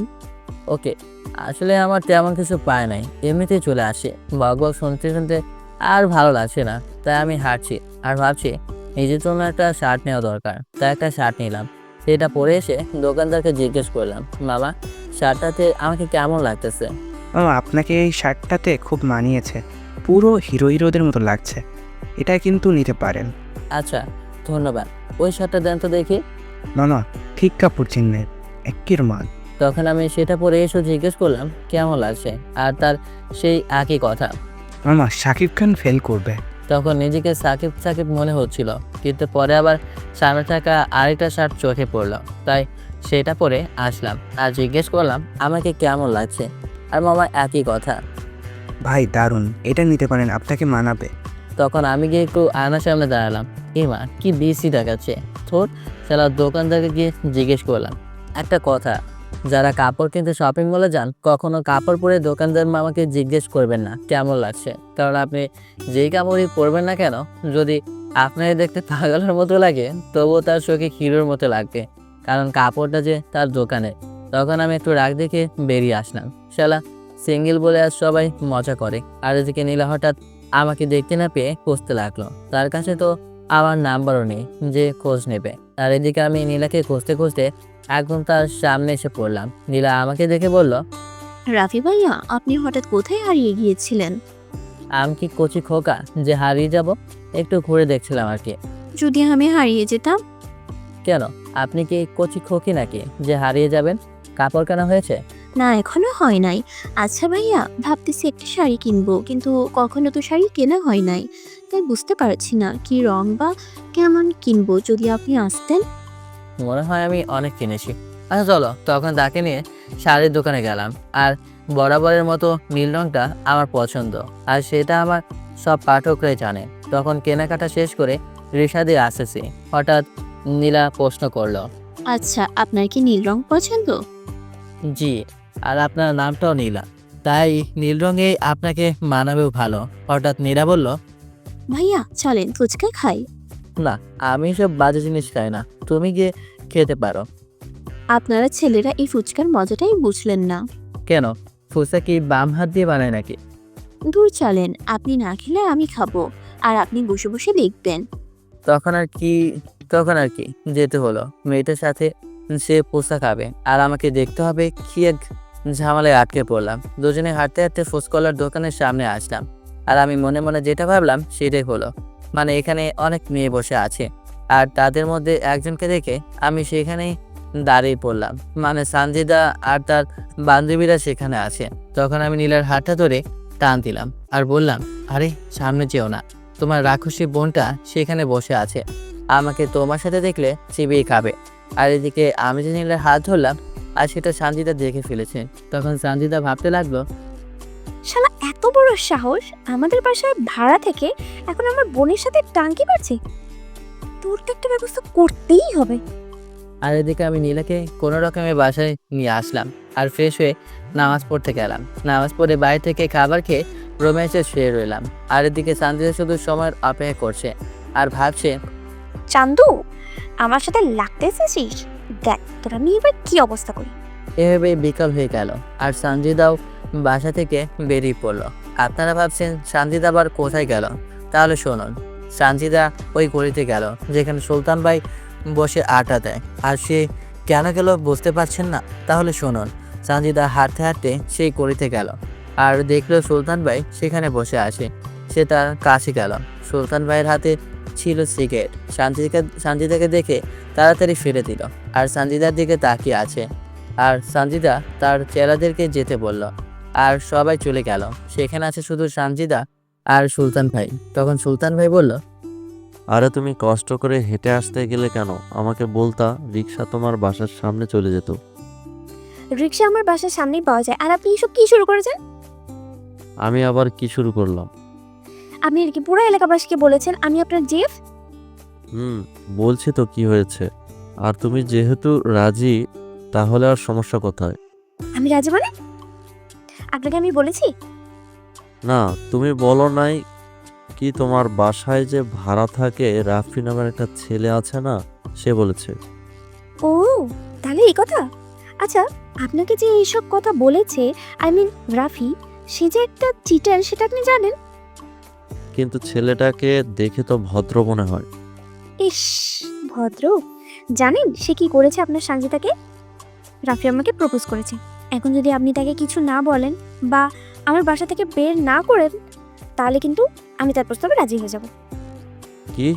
শালার এত বড় সাহস আমার সাথে চিটারি করে? আগামীকাল থেকে আর সে তোমাদের বাসায় থাকবে না। আর থাকবেই বা কি করে? সে তো হাসপাতালে থাকবে। তুমি কোনো চিন্তা করো না। আর তুমি তো বলছো তুমি আমার। হাত কসলাতে বলল। সানজিদা একটা হাসি দিয়ে সেখান থেকে চলে আসলো আর সুলতান ভাই তো খুশিতে নাচতে লাগলো। সানজিদা তাকে কি বললো সে নাকি তার।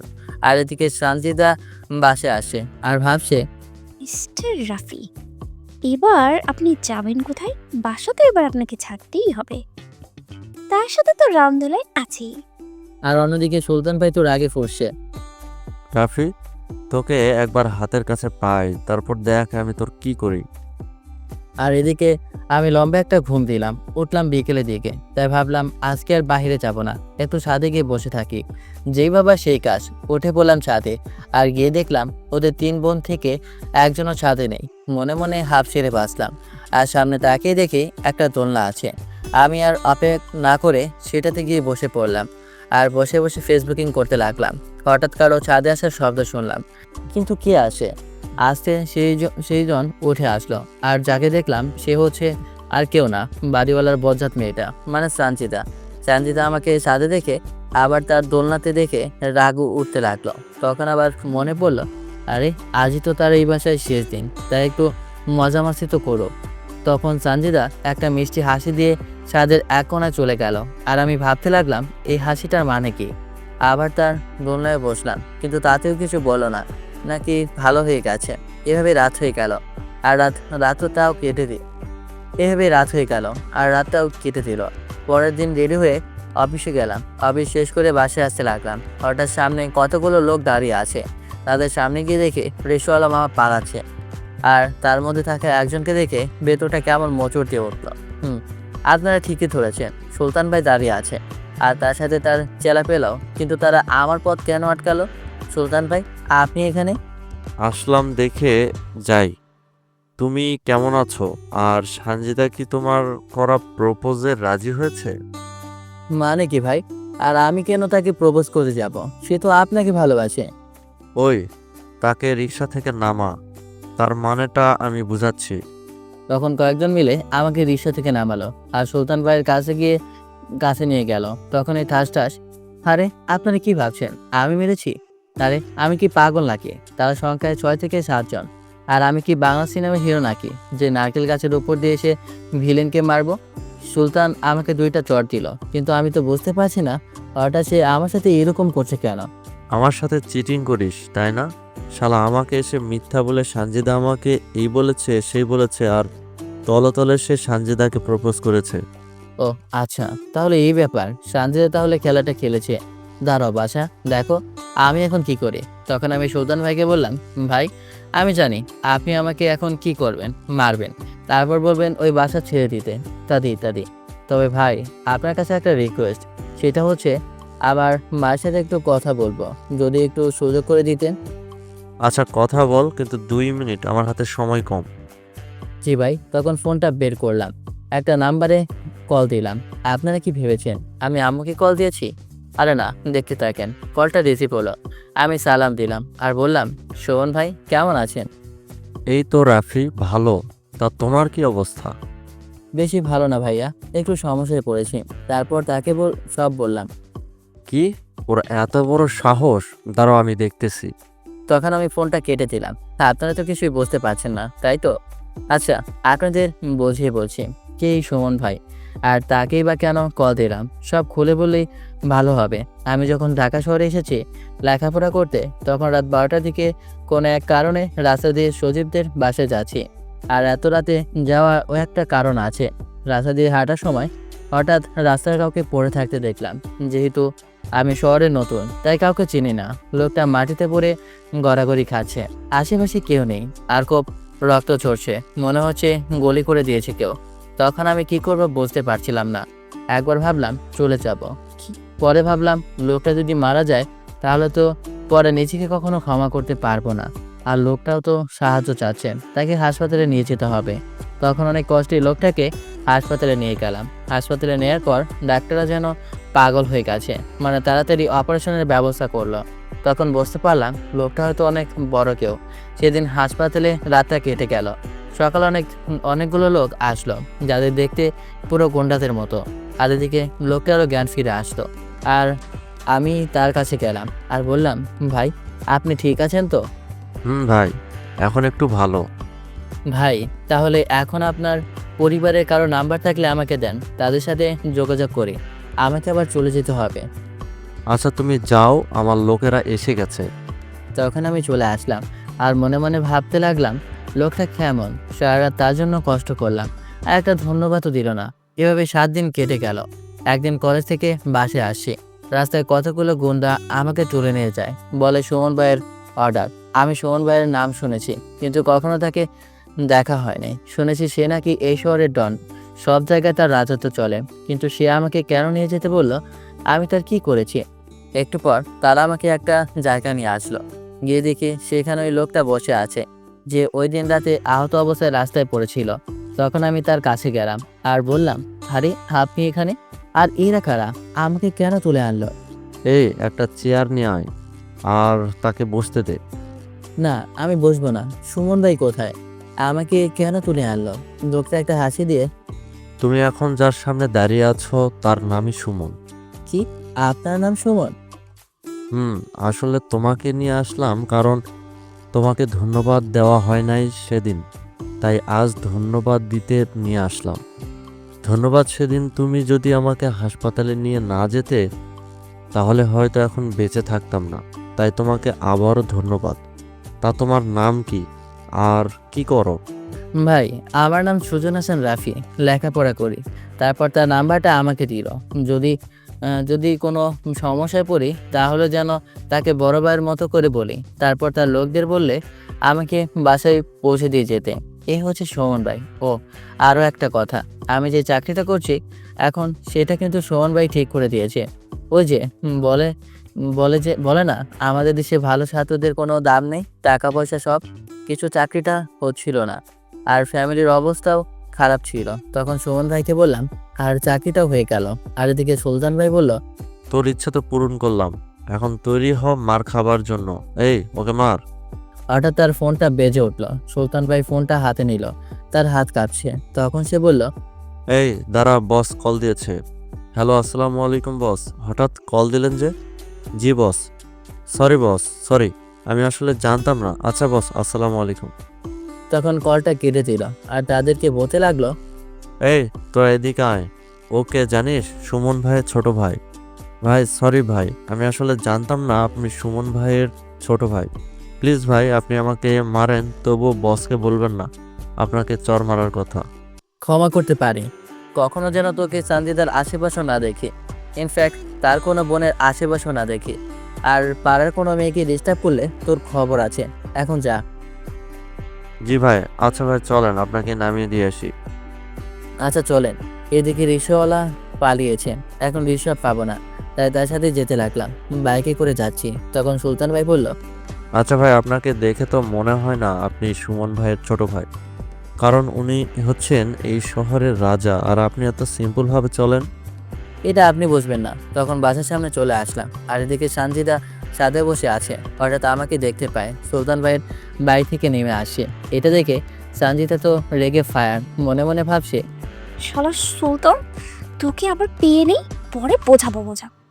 আর এদিকে আমি বাপ নিয়ে সিঁড়ি দিয়ে উপরে উঠেছি। হঠাৎ সামনে আঙ্কেল, তাকে দেখে ক্ষণিকের মাঝে ভাবটা নিজের ভেতর নিয়ে গেলাম আর খুব সুন্দর করে একটা সালাম দিলাম। ওয়ালাইকুম সালাম। রাফি, তোমার কি অবস্থা? এই তো আঙ্কেল, মোটামুটি। তারপর আঙ্কেলের সাথে কথা বলে নিজের রুমে আসতে লাগলাম। রিয়া নীলাদের রুমের সামনে দিয়ে আসতে লাগলাম। ভেতরে তাদের হাসাহাসির শব্দ শুনতে পেলাম। তখন আমি মনে মনে ভাবলাম, এখান থেকে তাড়াতাড়ি যাওয়াটাই ভালো হবে। যদি দেখতে পাই তাহলে আজকে রাতে রান্না করা আমার আর হবে না। তাই সেখান থেকে চলে আসলাম। তারপর আমার নিজের রুমে চলে আসলাম আর ফ্রেশ হতে লাগলাম। পরে রান্না করছি আর ভাবছি, সানজিদা মেয়েটা কেমন স্বার্থপর, আমাকে শিক্ষা দেওয়ার জন্য শেষমেশ এই পথটাই খুঁজে পেল। আর এদিকে সানজিদা মনে মনে ভাবছে, আজকে সুলতান হয়তো রাফিকে ভালো করে বলেছে, যদি না শুনে পরে হয়তো থেরাপি দিব। যাই, আব্বুকে খবরটা দিয়ে আসি। তখন সানজিদা তার আব্বুর কাছে গেল আর বলতে লাগলো, আব্বু, নতুন কোনো ভাড়াটিয়া খোঁজো। কেন? তোমার রুমটা তো ভাড়া দেওয়া, রাফি থাকে সেটাতে। আরে সেটা তো আমি জানি, কিন্তু সে তো বাসাটা ছেড়ে দেবে, মানে অন্য কোনো বাসায় চলে যাবে। তো কে বললো? আব্বু, শুনেছি এসব খবর বলতে হয় না, এমনিতেই কানে চলে আসে। আর শুনলাম এলাকার মাস্তান সুলতান ভাই আছে না, তার সাথে নাকি রাফির কি ঝামেলা চলছে, আর সে নাকি বলেছে তার এলাকা ছেড়ে দিতে। কি বলিস রে? তাহলে তো ছেলেটা অনেক সমস্যায় আছে। সেজন্যই তো আমাদের তো আনন্দ লাগছে। আর এদিকে আমি রান্না শেষ করে খাওয়া দাওয়া করলাম আর বাড়িতে একটা কল দিলাম। আম্মু বলতেছে বাসায় যেতে, কিন্তু এই সময় তো ছুটি পাবো না, তাহলে কি করে বাসায় যাব? তখন আম্মু কাঁদো কাঁদো গলায় বলতে লাগলো, বাবারে, মায়ের সন্তানরা সেই ছোট সময়ই মায়ের বুকে থাকে, কিন্তু বড় হয়ে গেলে মায়ের থেকে দূরে সরে যায়। সত্যি, এটা বাস্তব কথা। ছোট সময় আমরা মাকে ছাড়া কিছুই বুঝতাম না। কেউ গালি দিল, মার কাছে এসে কান্না করতাম। আর কিন্তু আজ বড় হয়ে নিজের কেরিয়ার নিয়ে ব্যস্ত, মা বাবা খেয়েছি কিনা সেটা জানার মতো সময়টুকু আমাদের হয়ে ওঠে না। আমরা বিজি থাকি, আমরা আমাদের বিএফ জিএফ নিয়ে খেয়েছি কিনা সেটা জানার জন্য ব্যাকুল হয়ে পড়ি। আর নিজের মা দিনের পর দিন রাত জেগে না খেয়ে ছেলে একটা কলের জন্য অপেক্ষা করে, কিন্তু যখন কল দেয় না তখন মা নিজেই কল দেয়। কিন্তু আমরা কলটা ধরে বলি, মা এখন বেঁচে আছি, পরে কথা বলবো। আসলে কি আপনি বেঁচে নাকি জিএফবিএফের সাথে চ্যাট করাতে সময়গুলো নষ্ট করছেন? তাই বলছি, আসেন আমাদের চিন্তা শক্তি পাল্টাই, তাহলে আমাদের সমাজটাও বদলে যাবে। সারাদিনে 10 মিনিট সময় বের করে হলেও পরিবারের সাথে কথা বলি। আর এদিকে আমি আম্মুর সাথে কথা বলে ঘুমিয়ে পড়লাম। সকালে ঘুম থেকে উঠে ফ্রেশ হয়ে খাবার খেয়ে অফিসে যাওয়ার জন্য বেরিয়ে পড়লাম। গেটের সামনে গিয়ে দেখি আঙ্কেল দাঁড়িয়ে আছে আর কারোর সাথে কথা বলছে। আমাকে দেখে আঙ্কেল বললেন, এ রাফি, এদিকে আসো তো বাবা। তখন আমি আঙ্কেলের কাছে গেলাম আর বললাম, জি আঙ্কেল। শুনলাম তুমি নাকি বাসাটা ছেড়ে দিচ্ছ। জি বলেন আঙ্কেল, এত কষ্টে একটা বাসা পেলাম আর সেটা আবার ছেড়ে দিব? আচ্ছা আঙ্কেল, আপনাকে এই কথা কে বললো? কেন? সঞ্জিতা বললো আর এলাকার মাস্তান সুলতানের সাথে নাকি তোমার একটু ঝামেলা চলছে, আর সে নাকি তোমার এলাকা ছাড়তে বলছে। আঙ্কেল, এসব গুজবে কান দেবেন না। সঞ্জিতা মনে হয় ভুল শুনেছে। আচ্ছা আঙ্কেল, আমার লেট হয়ে যাচ্ছে, আমি যাই। তারপর আমি অফিসে চলে আসলাম আর কাজ করতে লাগলাম। একটু পর কেউ ডাক দিল আর তাকে দেখলাম নিজা। তখন আমি তাকে বললাম ভেতরে আসো। তারপর সে ভেতরে আসলো। এসে দেখে আমার অনেক কাজের চাপ। আজকে তোমার অনেক কাজ দেখছি। নতুন একটা প্রজেক্টের কাজ পেয়েছি। যদি সেটা ঠিকঠাক করতে পারি তাহলে মনে হয় প্রমোশন পাবো। আমার আপাতত এখন কোনো কাজ নেই, একটা ফাইল দাও, আমি করে দিচ্ছি। না থাক, আমি করতে পারবো। আরে দাও। তারপর আর কি লিজেকে একটা ফাইল দিলাম আর সেটা সে করতে লাগলো। এইভাবে অফিস ছুটির সময় হয়ে আসলো। তারপর বাসা চলে আসলাম কয়েকটা ফাইল নিয়ে, সেটা বাসায় এসে করবো। আর এদিকে সঞ্জিতা সুলতান ভাইয়ের কাছে গেল আর বলতে লাগলো, কি তোমার সমস্যা কি? তুমি এখন ওই ছেলেকে তাড়াও নাই কেন? কে ওই রাফি ভাই? কিন্তু সে আবার তোমার কবে থেকে বাইরে হলো? যাই হোক, ছেলেটা ভদ্র আর তার পেছনে অনেক বড় হাত আছে, তাকে কিছু বলা যাবে না। আর আজ থেকে তুমি আমার ছোট বোন। এটা শুনে সঞ্জিতা একটু অবাক হলো। যে ছেলেটা তাকে প্রতিদিন ডিস্টার্ব করতো সে আজ বলেছে বোন, ব্যাপারটা কি? সঞ্জিতা কিছুই বুঝতে পারছে না। আর এদিকে আমি রিক্সা করে গেটের সামনে চলে আসলাম। তাকে দেখি সঞ্জিতাও গেটের সামনে মনে হয় কোথাও গিয়েছিল। আমার হাতে ল্যাপটপ, তাতে কয়েকটা মোটা মোটা ফাইল। ভাড়া দিয়ে গেটের ভিতর দিয়ে ঢুকে যাব, তখন দুজন একসাথে হয়ে গেলাম। মানে দুজনে একসাথে হাঁটতে লাগলাম। সঞ্জিতাকে দেখে মনে হচ্ছে খুবই রেগে আছে। তার রাগে মুখটা দেখতে খুব সুন্দর লাগছে। তখন আমি ভাবলাম তাকে আর একটু রাগে দিলে কেমন হয়। যেই ভাবা সেই কাজ, সঞ্জিতাকে ডাক দিলাম। সঞ্জিতা দাঁড়ালো। তখন আমি তাকে বললাম, কোথাও গিয়েছিলে নাকি? কেন? না, এমনিতেই। আসলে হয়েছে কি, আমার হাতে দেখো না কতগুলো ফাইল। 2টা ফাইল তো নিতে পারো। বাবা, আমি কি আপনার বিয়ে করা বউ নাকি যা অর্ডার দিচ্ছেন? বউ না, কিন্তু বাড়িওয়ালার বজ্জাত মেয়ে। আর আমিও যেহেতু বিয়ে করি নাই আর তুমিও বিয়ে করে নাই, তাই ভবিষ্যতের কথা তো আর বলা যায় না, তাই আসছে, আমি পারবো না। না। এটা বলে চলে গেল। আর আমি হাসতে হাসতে আমার রুমে চলে আসলাম আর ফ্রেশ হলাম। আজকে আর বাইরে যাব না, রান্না করতে লাগলাম। আর এদিকে সঞ্জিতা, রিয়া, নীলা 3 বোন বসে বসে গল্প করতে লাগলো। হঠাৎ রিয়া বলল, আপু, আজ না ওই সুলতান মাস্তান আছে না, সে আমাকে আজ আপু বলে ডাকলো, সাথে ডিস্টার্বও করলো না। ব্যাপার কি? আরে সে তো আমাকেও আপু বললো, কিছু বুঝতে পারছি না। আমিও কিছু বুঝতে পারছি না। ওকে বলে আসলাম রাফিকে সাহায্য করতে, কিন্তু রাফির ভাব থেকে মনে হচ্ছে তাকে আরো পাওয়ার দিয়েছে সে। যে ছেলেটার ভয়ে আগে রাস্তা দিয়ে মেয়েরা যেতে পারতো না, আর এখন সে সময়কে হাপু বলে ডাকে। সঞ্জিতা কিছু বুঝতে পারছে না। আর কিন্তু রাফিকে তো সাহায্য করতেই হবে। সে জানে না কার সাথে সে শত্রুতা করছে। তাকে এমনভাবে শিক্ষা দেব যে সে বুঝতে পারবে না, কিন্তু সেটা কিভাবে হবে? এদিকে আমি ভাবতে লাগলাম সঞ্জিতা মেয়েটা খুব জেদি, না হলে এমনভাবে আমার সাথে লেগে থাকতো না। কি জানি এখন আবার কি ফোন দিয়াতে, বলা তো যায় না। আমাকে ভাবতে হবে কিভাবে কি করব। এসব ভাবতে ভাবতে তার মাথা ব্যথা শুরু হয়ে গেছে, কিন্তু কোনো আইডিয়া আসে না মাথায়। হঠাৎ একটা বুদ্ধি আসলো মাথায়। এই তো পেয়েছি চান্দু, এবার তোমাকে জালে ধরাতেই হবে। সেটা তুমি যত গভীর জলেই না ছাও না কেন। মিস্টার রাফি, তোমার খেলা শেষ, এখন আমার খেলা দেখো। আর আমি ভাবতে লাগলাম, না, এখন থেকে মেয়েটা থেকে দূরে দূরে থাকতে হবে। বলা তো যায় না কখন কি করে বসে। এসব ভাবতে ভাবতে ঘুমিয়ে পড়লাম। পরের দিন সকালে ঘুম ভাঙলো, তাকে দেখি বেলা অনেক হয়ে গেছে। এখন রান্না করে খেয়ে অফিসে যেতে পারবো না, তাই কোনো রকম ফ্রেশ হয়ে কাপড় চেঞ্জ করে বাইরে চলে আসলাম। আর একটা রিক্সা নিয়ে অফিসে চলে আসলাম। আর এদিকে সঞ্জিতা ঘুম থেকে উঠে ভাবতে লাগলো, আজকে থেকেই মিশনে লেগে যেতে হবে এবং আমাকে জয়ী হতে হবে। যেই ভাবা সেই কাজ। সঞ্জিতা তার আব্বুর রুমে গেল আর বলতে লাগলো, আব্বু, তোমার সাথে একটু কথা ছিল। বলো, কি বলবে? আসলে আব্বু, আমি একটা জিনিস ভেবে দেখলাম। আসলে আমাদের বাসায় যে ভাড়া থাকে না, রাফি ছেলেটা, সে আসলে খুব ভালো। তুমি একটা জিনিস খেয়াল করেছো? আমাদের এই এলাকার সুলতান নামের মাস্তান আছে না, যে এলাকার সব মেয়েদের ডিস্টার্ব করতো, তাকে রাফি ইচ্ছে মতো ধুলাই দিয়েছে। এখন ছেলেটা আর এরকম করে না। আমাদের ইনফ্যাক্ট সব মেয়েদেরই আপু বলে ডাকে। এটা তো ভালো। আর আমি বলছিলাম না, আমার বন্ধু গ্রামের ছেলে, ইনফ্যাক্ট আমার জন্মস্থান, ও সেটা সে গ্রামের ছেলে রাফি কখনো খারাপ হতে পারে না। আব্বু, আমি বলি কি, আজকে ডিনারটা না হয় আমাদের এখানেই করুক রাফি। সেটা ভালো বলেছিস। আমিও ভাবছিলাম তোদের বলতে, কিন্তু তুই তো রাফিকে দেখতেই পারতি না, তাই বলি নাই। আর আজ যেহেতু তুই নিজে বলছিস, তাহলে তো আজকে রাতেই হয়ে যাক। আব্বু, রাতের ডিনার কিন্তু আমি নিজ হাতে সবার জন্য বানাবো, বলে দিলাম। আচ্ছা ঠিক আছে। আর এদিকে আমি অফিসে গিয়ে কাজ করতে লাগলাম, আর লাঞ্চ লিজার সাথেই করলাম এবং বিকেলে অফিস ছুটি হওয়ার পর বাসায় আসলাম। বাসায় এসে ফ্রেশ হয়ে বাইরে যাওয়ার জন্য একটু বের হলাম। রুম থেকে বের হয়ে সানজিদের রুমের সামনে দিয়ে যেতে লাগলাম। হঠাৎ আঙ্কেল ডাক দিল।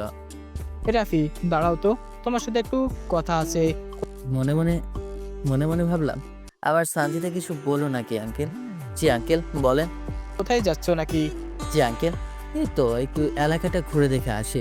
ও আচ্ছা, তাহলে আসো, আমি একটু বাইরে যাব, যেতে যেতে কথা বলি। তারপর আমরা হাঁটতে লাগলাম। হঠাৎ আঙ্কেল বলতে লাগলো, আজকে রাতে ডিনার আমাদের সাথে করবে।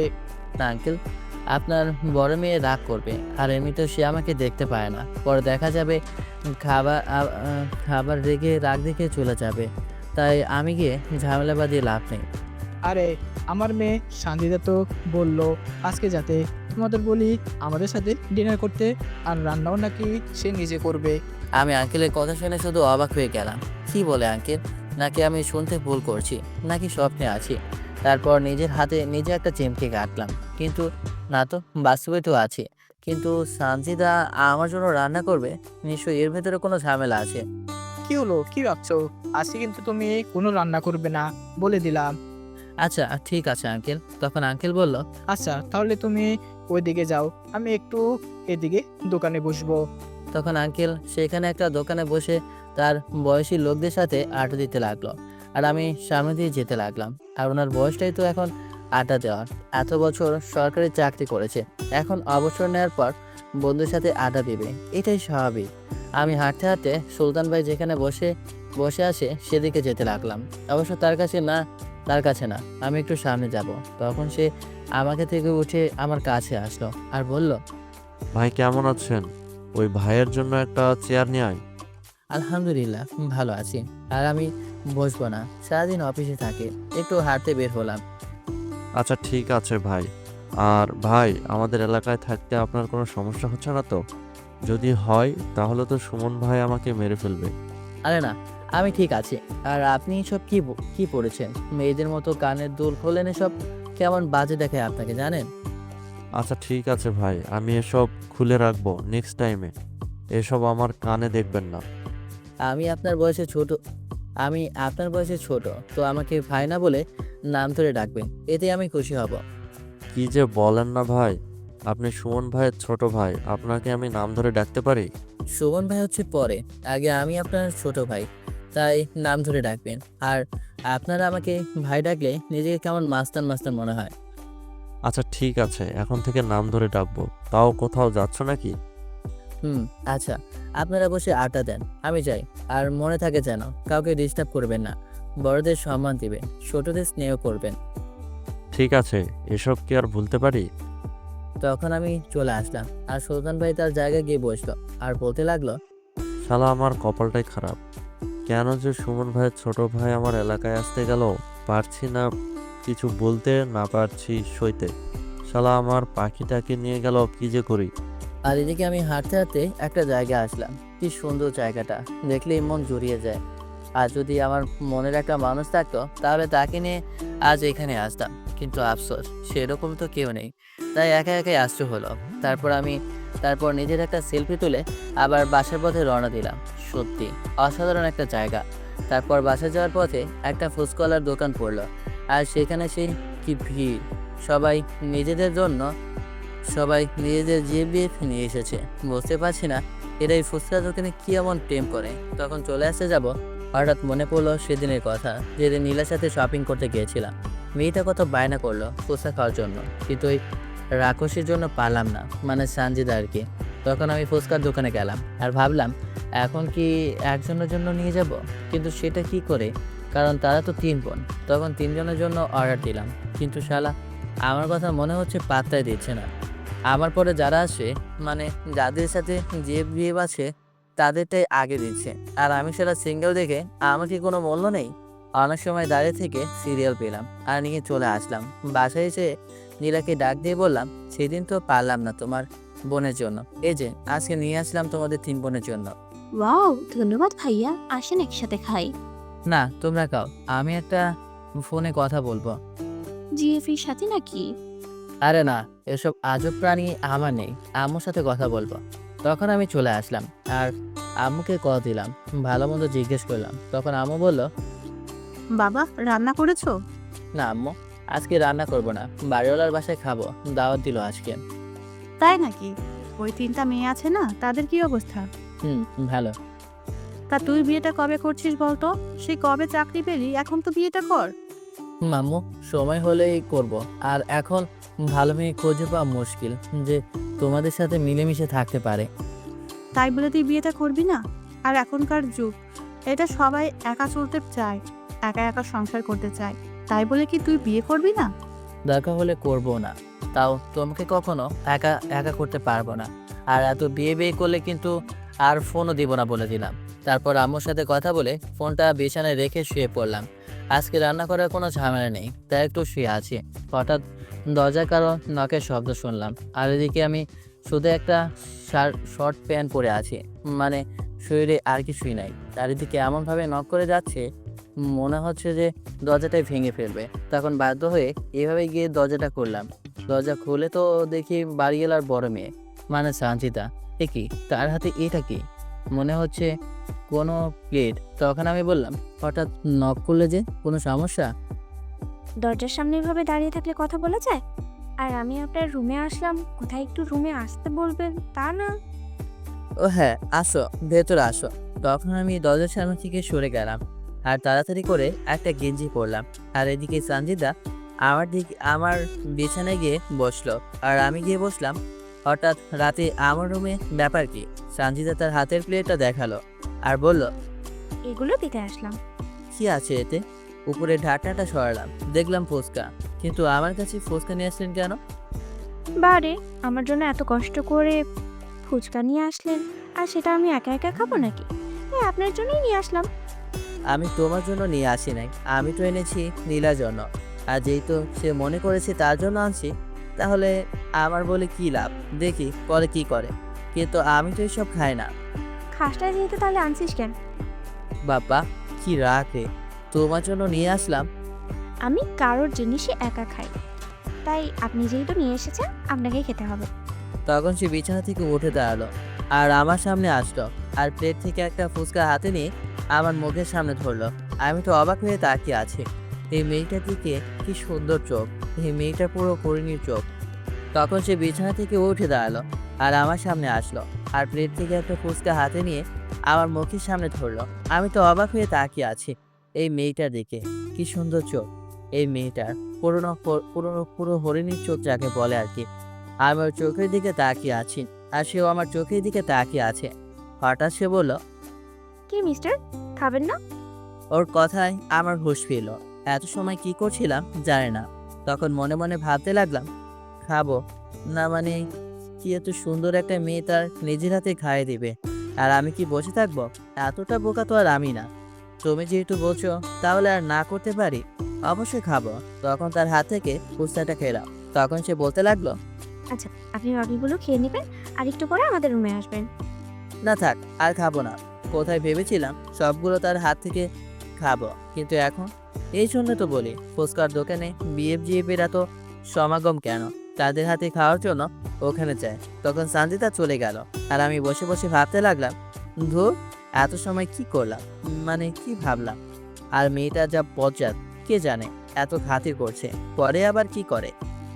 এসব ভাবতে ভাবতে আমার ডাক পড়ে গেল, ওয়াশরুমের জন্য না, আরেকটা সুন্দরী মেয়ে ডাক দিল, বুঝে রিয়া আর কি। রাফি ভাইয়া, আপু তোমাকে ডাকছে আমাদের রুমে। আচ্ছা আসিছি। তখন একটা প্যান্ট পরলাম আর চলে গেলাম তাদের রুমে। গিয়ে দেখি আঙ্কেল সোফায় বসে আছে। আমি গিয়ে সালাম দিলাম।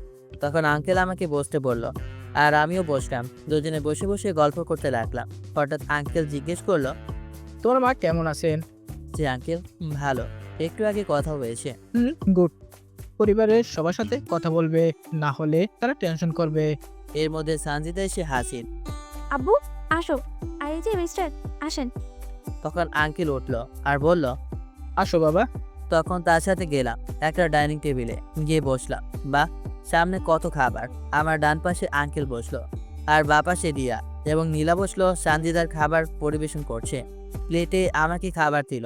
তখন আঙ্কেল বলল, বাবা একদম লজ্জা পাবে না, নিজের বাড়ি মনে করবে। কিসের আর খাবার, সাথে এরকম দুইটা মেয়ে বসলে কি আর খাওয়া যায়? তখন আঙ্কেল বলল। এ রাফি, খাওয়া শুরু করো। তখন আমি এক লোকমা মুখে দিলাম আর সাথে সাথে কাশি আরম্ভ হলো। সানজিদা আমাকে পানি দিল, আমি পানি খেলাম। আরে আপনারা কি ভাবছেন খাবার খারাপ হয়েছে? আরে না মিয়া, এরকম সুন্দরী মেয়ে রান্না করলে আবার খারাপ হয় নাকি? খুব ভালো হয়েছে। তাহলে আপনারা ভাবছেন আমি এরকম খাবার মুখে দেওয়ার সাথে সাথে কাশি দিলাম কেন? আরে এটা বুঝতে পারলেন না? সানজিদা আমাকে হঠাৎ দাওয়াত দিল, আবার এত যত্ন করে খাওয়াতে লাগলো। যদি কোনো ভেজাল করে থাকে তাই আর কি পরীক্ষা করে নিলাম। না, কোনো ভেজাল নাই, এখন খাওয়া যেতে পারে। তখন সানজিদা বলল, খাবার কি খারাপ হয়েছে? আরে না, খাবার তো খুব মজা হয়েছে। আসলে হয়েছে কি, হঠাৎ আম্মুর কথা মনে পড়লো। আম্মু ঠিক এরকম করে রান্না করে, তাই আর কি। তবে খাবারটা খুব ভালো হয়েছে। তখন সানজিদার মুখে একটু হাসি ফুটে উঠলো। মনে হচ্ছে এইটুকু শোনার জন্য সে ব্যাকুল হয়েছিল। তখন আঙ্কেল বলল, জানো রাফি, আজকে তোমার আন্টির কথা খুব মনে পড়ছে। আসলে ঠিক এরকম ভাবে তোমার আন্টিও রান্না করতো, আর সেটা শিখিয়ে রাখছে তোমার আমার এই বড় মেয়ে। আব্বু তুমি খাও তো। তখন আমি বললাম, আরে আপনিও বসে পড়েন একসাথে, আমরা নিয়ে খেতে পারবো। তখন সেও আমাদের সাথে বসলো, আমরা খেতে লাগলাম। এর মধ্যে আঙ্কেল চলে গেছেন, কারণ তিনি ডায়াবেটিসের রোগী, রাতে অল্প খান। এইভাবে একে একে সবাই চলে গেল, শুধু আমি আর সানজিদা বসে আছি খাবার খেয়ে। তখন আমি বলতে লাগলাম, মিস সানজিদা চৌধুরী, রান্নাটা কিন্তু অনেক টেস্ট হয়েছে। আর হবেই বা না কেন, রান্নাটা তো সুন্দরী মেয়েই করেছে। তখন সানজিদা একটা মিষ্টি হাসি দিল। তখন আমি তার হাসির দিকে তাকিয়ে আছি। এতটা সুন্দর করে একটা মেয়ে হাসতে পারে সেটা ওকে না দেখলে বুঝতেই পারতাম না। তখন আমি উঠে চলে আসতে লাগলাম। তখন সানজিদা পেছন থেকেই ডাক দিল, এই যে মিস্টার, এত কষ্ট করে রান্না করলাম আর আপনি খেয়ে দিয়ে চলে যাচ্ছেন, কোনো গিফট দেবেন না? ওর এই কথা শুনে আমি একটু লজ্জা বোধ করলাম। আসলে তো কোনো গিফট আনা হয়নি। তখন সানজিদা বলতে লাগলো, এখন জিজ্ঞেস করবেন না আমি কি গিফট চাই? মাথা নাড়িয়ে হ্যাঁ সূচক জানালাম। তখন সানজিদা বলল, আগামীকাল আমার সাথে শপিংয়ে যেতে পারবেন? বলে কি মাইয়া, কিন্তু আগামীকাল তো আমার অফিস আছে। আচ্ছা তো কি হয়েছে, অফিস তো আর রাতে করেন না, সন্ধ্যায় বের হবে। আচ্ছা ঠিক আছে, তাহলে সমস্যা নেই। আচ্ছা এখন তাহলে যান, কে ঘুমিয়ে পড়েন। তখন আমি ওখান থেকে আমার রুমে চলে আসলাম আর ল্যাপটপ আর ফাইলগুলো নিয়ে বসলাম। অনেক কাজ জমে আছে, সেগুলো করতে লাগলাম। এভাবে রাত 2টা পর্যন্ত কাজগুলো করলাম, তারপর ঘুমিয়ে পড়লাম। সকালে ঘুমিয়ে আছি, হঠাৎ দরজা নক করার শব্দ শুনলাম, সাথে ডাকাডাকি। দরজা খুলে দেখি সানজিদা। তখন আমি বললাম, কি ব্যাপার, এত সকালে ডাকছো কেন? মিস্টার, আজকে আপনার অফিস নেই? আছি তো, কিন্তু আরো পরে। পরে মানে 8টা বাজে, আর পরে কখন? কি 8টা বাজে? আল্লাহ, আচ্ছা আমার কথা বলার সময় নেই। তখন আমি ফ্রেশ হতে চলে গেলাম, আর এদিকে সানজিদা বলল, আর আমি ফ্রেশ হয়ে তাড়াতাড়ি রেডি হয়ে গেলাম আর না খেয়ে বেরিয়ে পড়লাম। হঠাৎ সামনে রিয়া হাজির। ভাইয়া আমিও রেডি। রেডি মানে কিসের জন্য রেডি? ভাইয়া ভুলে দিলে আমাকে না কলেজে নিয়ে যাওয়ার কথা। আজকে তুমি একাই যাও, আজকে আমার সময় নাই, এমনিতেই লেট হয়েছে আজকে। তখন সানজিদা আসলো। কি রে রিয়া, হয়েছে? কিছু না, রাস্তায় কিছু ছেলেরা ডিস্টার্ব করে, তাই ভাইয়াকে বলছিলাম তার সাথে যেন আমাকে কলেজে নিয়ে যায়, কিন্তু ভাইয়া নিয়ে যাচ্ছে না। এখন থেকে কোনো ছেলে ডিস্টার্ব করবে, সবাই ভালো হয়ে গেছে। তুই যা, সমস্যা হলে আমাকে কল দিস। আর মিস্টার, আপনি দাঁড়িয়ে আছেন কেন, যান। তাই তো, আমি দাঁড়িয়ে আছি কেন? তখন আমি চলে আসলাম। তখন রিয়া বলতে লাগলো, আপু তুমি এটা কি করলে? আর তুমি না ভাইয়াকে দেখতেই পারতে না? হঠাৎ 2 দিন ধরে এত আদর কোথা থেকে আসলো? গতকাল রেঁধে খাওয়ালে। এত কিছু তোকে বুঝতে হবে না। দেখ, যা তোর কাজ কর, যা। আর এদিকে নীলাও আজকে কলেজে আসলো, আর তা প্রতিদিনের মতো আজকে সেই ছেলেটা তার পিছু নিল। এটা দেখে নীলা দাঁড়ালো আর ছেলেটাকে ডাক দিল। একটা কথা তো আপনাদের বলাই হয়নি, নীলা কলেজে আসার সময় প্রতিদিন একটা ছেলে তার পিছু নেয়, কিন্তু নীলা কিছু বলে না। এটা প্রায় 2 মাস ধরে হচ্ছে। তখন ছেলেটা আসলো। তখন নীলা জিজ্ঞেস করলো, আমি একটা জিনিস লক্ষ্য করছি, আপনি প্রায় 62 দিন ধরে আমাকে ফলো করছেন। সমস্যা কি বলেন? না না, সমস্যা নেই তো। আর আমি আপনাকে কেন ফলো করতে যাব? বলবেন নাকি এখন পাবলিক জড়ো করব আর বলবো আপনি আমাকে ইভটিজিং করছেন? পরে কি হবে সেটা কিন্তু বুঝতেই পারছেন, তাই সত্যিটা বলে দেন। আচ্ছা, আমি যে আপনাকে 62 দিন ধরে ফলো করছি সেটা আপনি মনে রাখলেন কি করে? সেটা আপনাকে বুঝতে হবে না, আপনি তো গাধা। এখন বলবেন নাকি? হ্যাঁ হ্যাঁ, বলছি। আসলে আমি এই এলাকায় নতুন আসছে। হঠাৎ রাস্তায় আপনাকে দেখতে পাই, আর সেখান থেকেই আপনাকে ভালো লেগে যায়। এরপর থেকে প্রতিদিন পিছু নেই। হ্যাঁ, বুঝতে পারছি। এই জন্য যে আপনাকে শাস্তি পেতে হবে। আপনি আমাকে যে শাস্তি দিবেন সেটাই মাথা পেতে নিব। তবুও আপনার থেকে দূরে বা ফলো করতে মানা করবেন না। আমি থাকতে পারবো না, বিশ্বাস করেন। হয়েছে হয়েছে, আপনার শাস্তিটা হচ্ছে আজকে বিকেলে এই লেকের বাড়ি দেখা করবেন, আর হাতে অবশ্যই যেন একটা তাজা লাল গোলাপ থাকে। ওকে? সত্যি বলছেন তো? হ্যাঁ মিস্টার পারভেজ।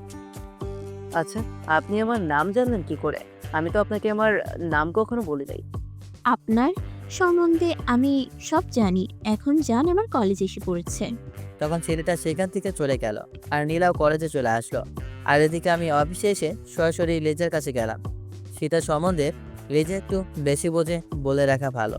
লিজা কিন্তু আমার থেকে উপরের পদে কাজ করে, তাই আমি তার অভিজ্ঞতাও একটু বেশি। লিজার কেবিনের সামনে গিয়ে দেখি লিজা কাম করছে। তখন আমি তাকে বললাম, আসতে পারি ম্যাম? লিজা তখন আমার দিকে তাকায় আর বলে, এসো। তা হঠাৎ আমাকে ম্যাম ডাকার মানে? বারে, তুমি আমার উপরে পদে, তোমাকে তো ম্যাম ডাকতেই হবে। বুঝতে পারছি। ফাইলগুলো চেক করে দিতে, তাই তো? ঠিক আছে, দাও। তখন আমি তার দিকে ফাইলগুলো দিলাম। সে চেক করলো, আর কিছু জায়গায় একটু ভুল ছিল, সেগুলো ঠিক করে দিল।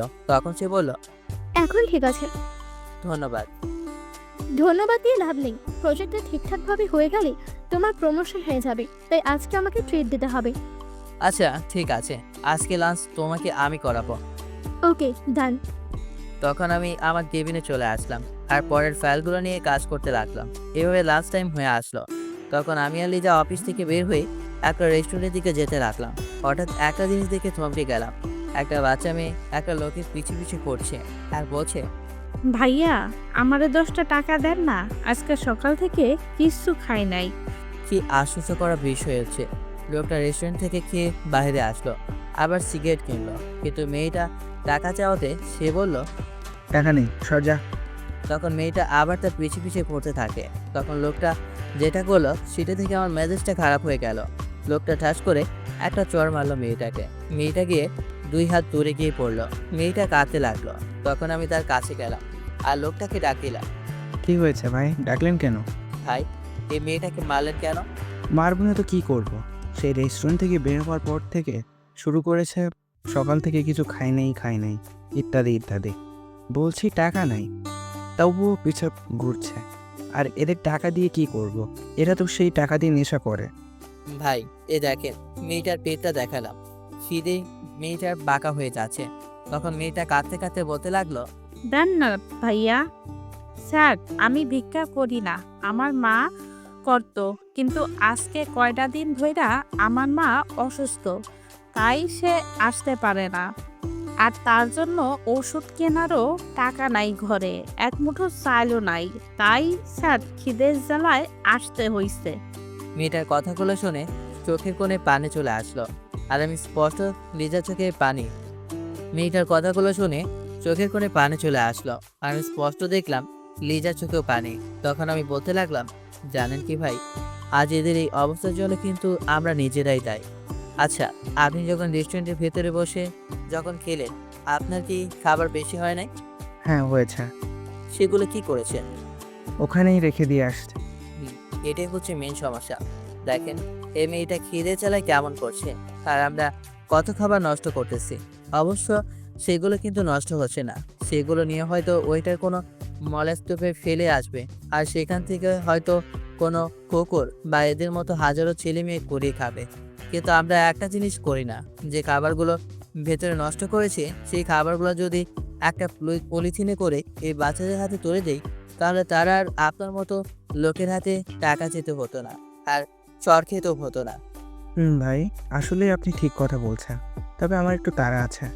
তখন সে মানিব্যাগ থেকে একটা 500 টাকার নোট বের করলো আর বলল, এই নাও, এটা দিয়ে তোমার মায়ের ওষুধ কিনবে, কেমন? আর আগামীকাল কিন্তু এখানে আসবে, আমি তোমাকে খাওয়াবো। আচ্ছা ভাইয়া, আমি আসি। আর আপনাকে খুব ধন্যবাদ।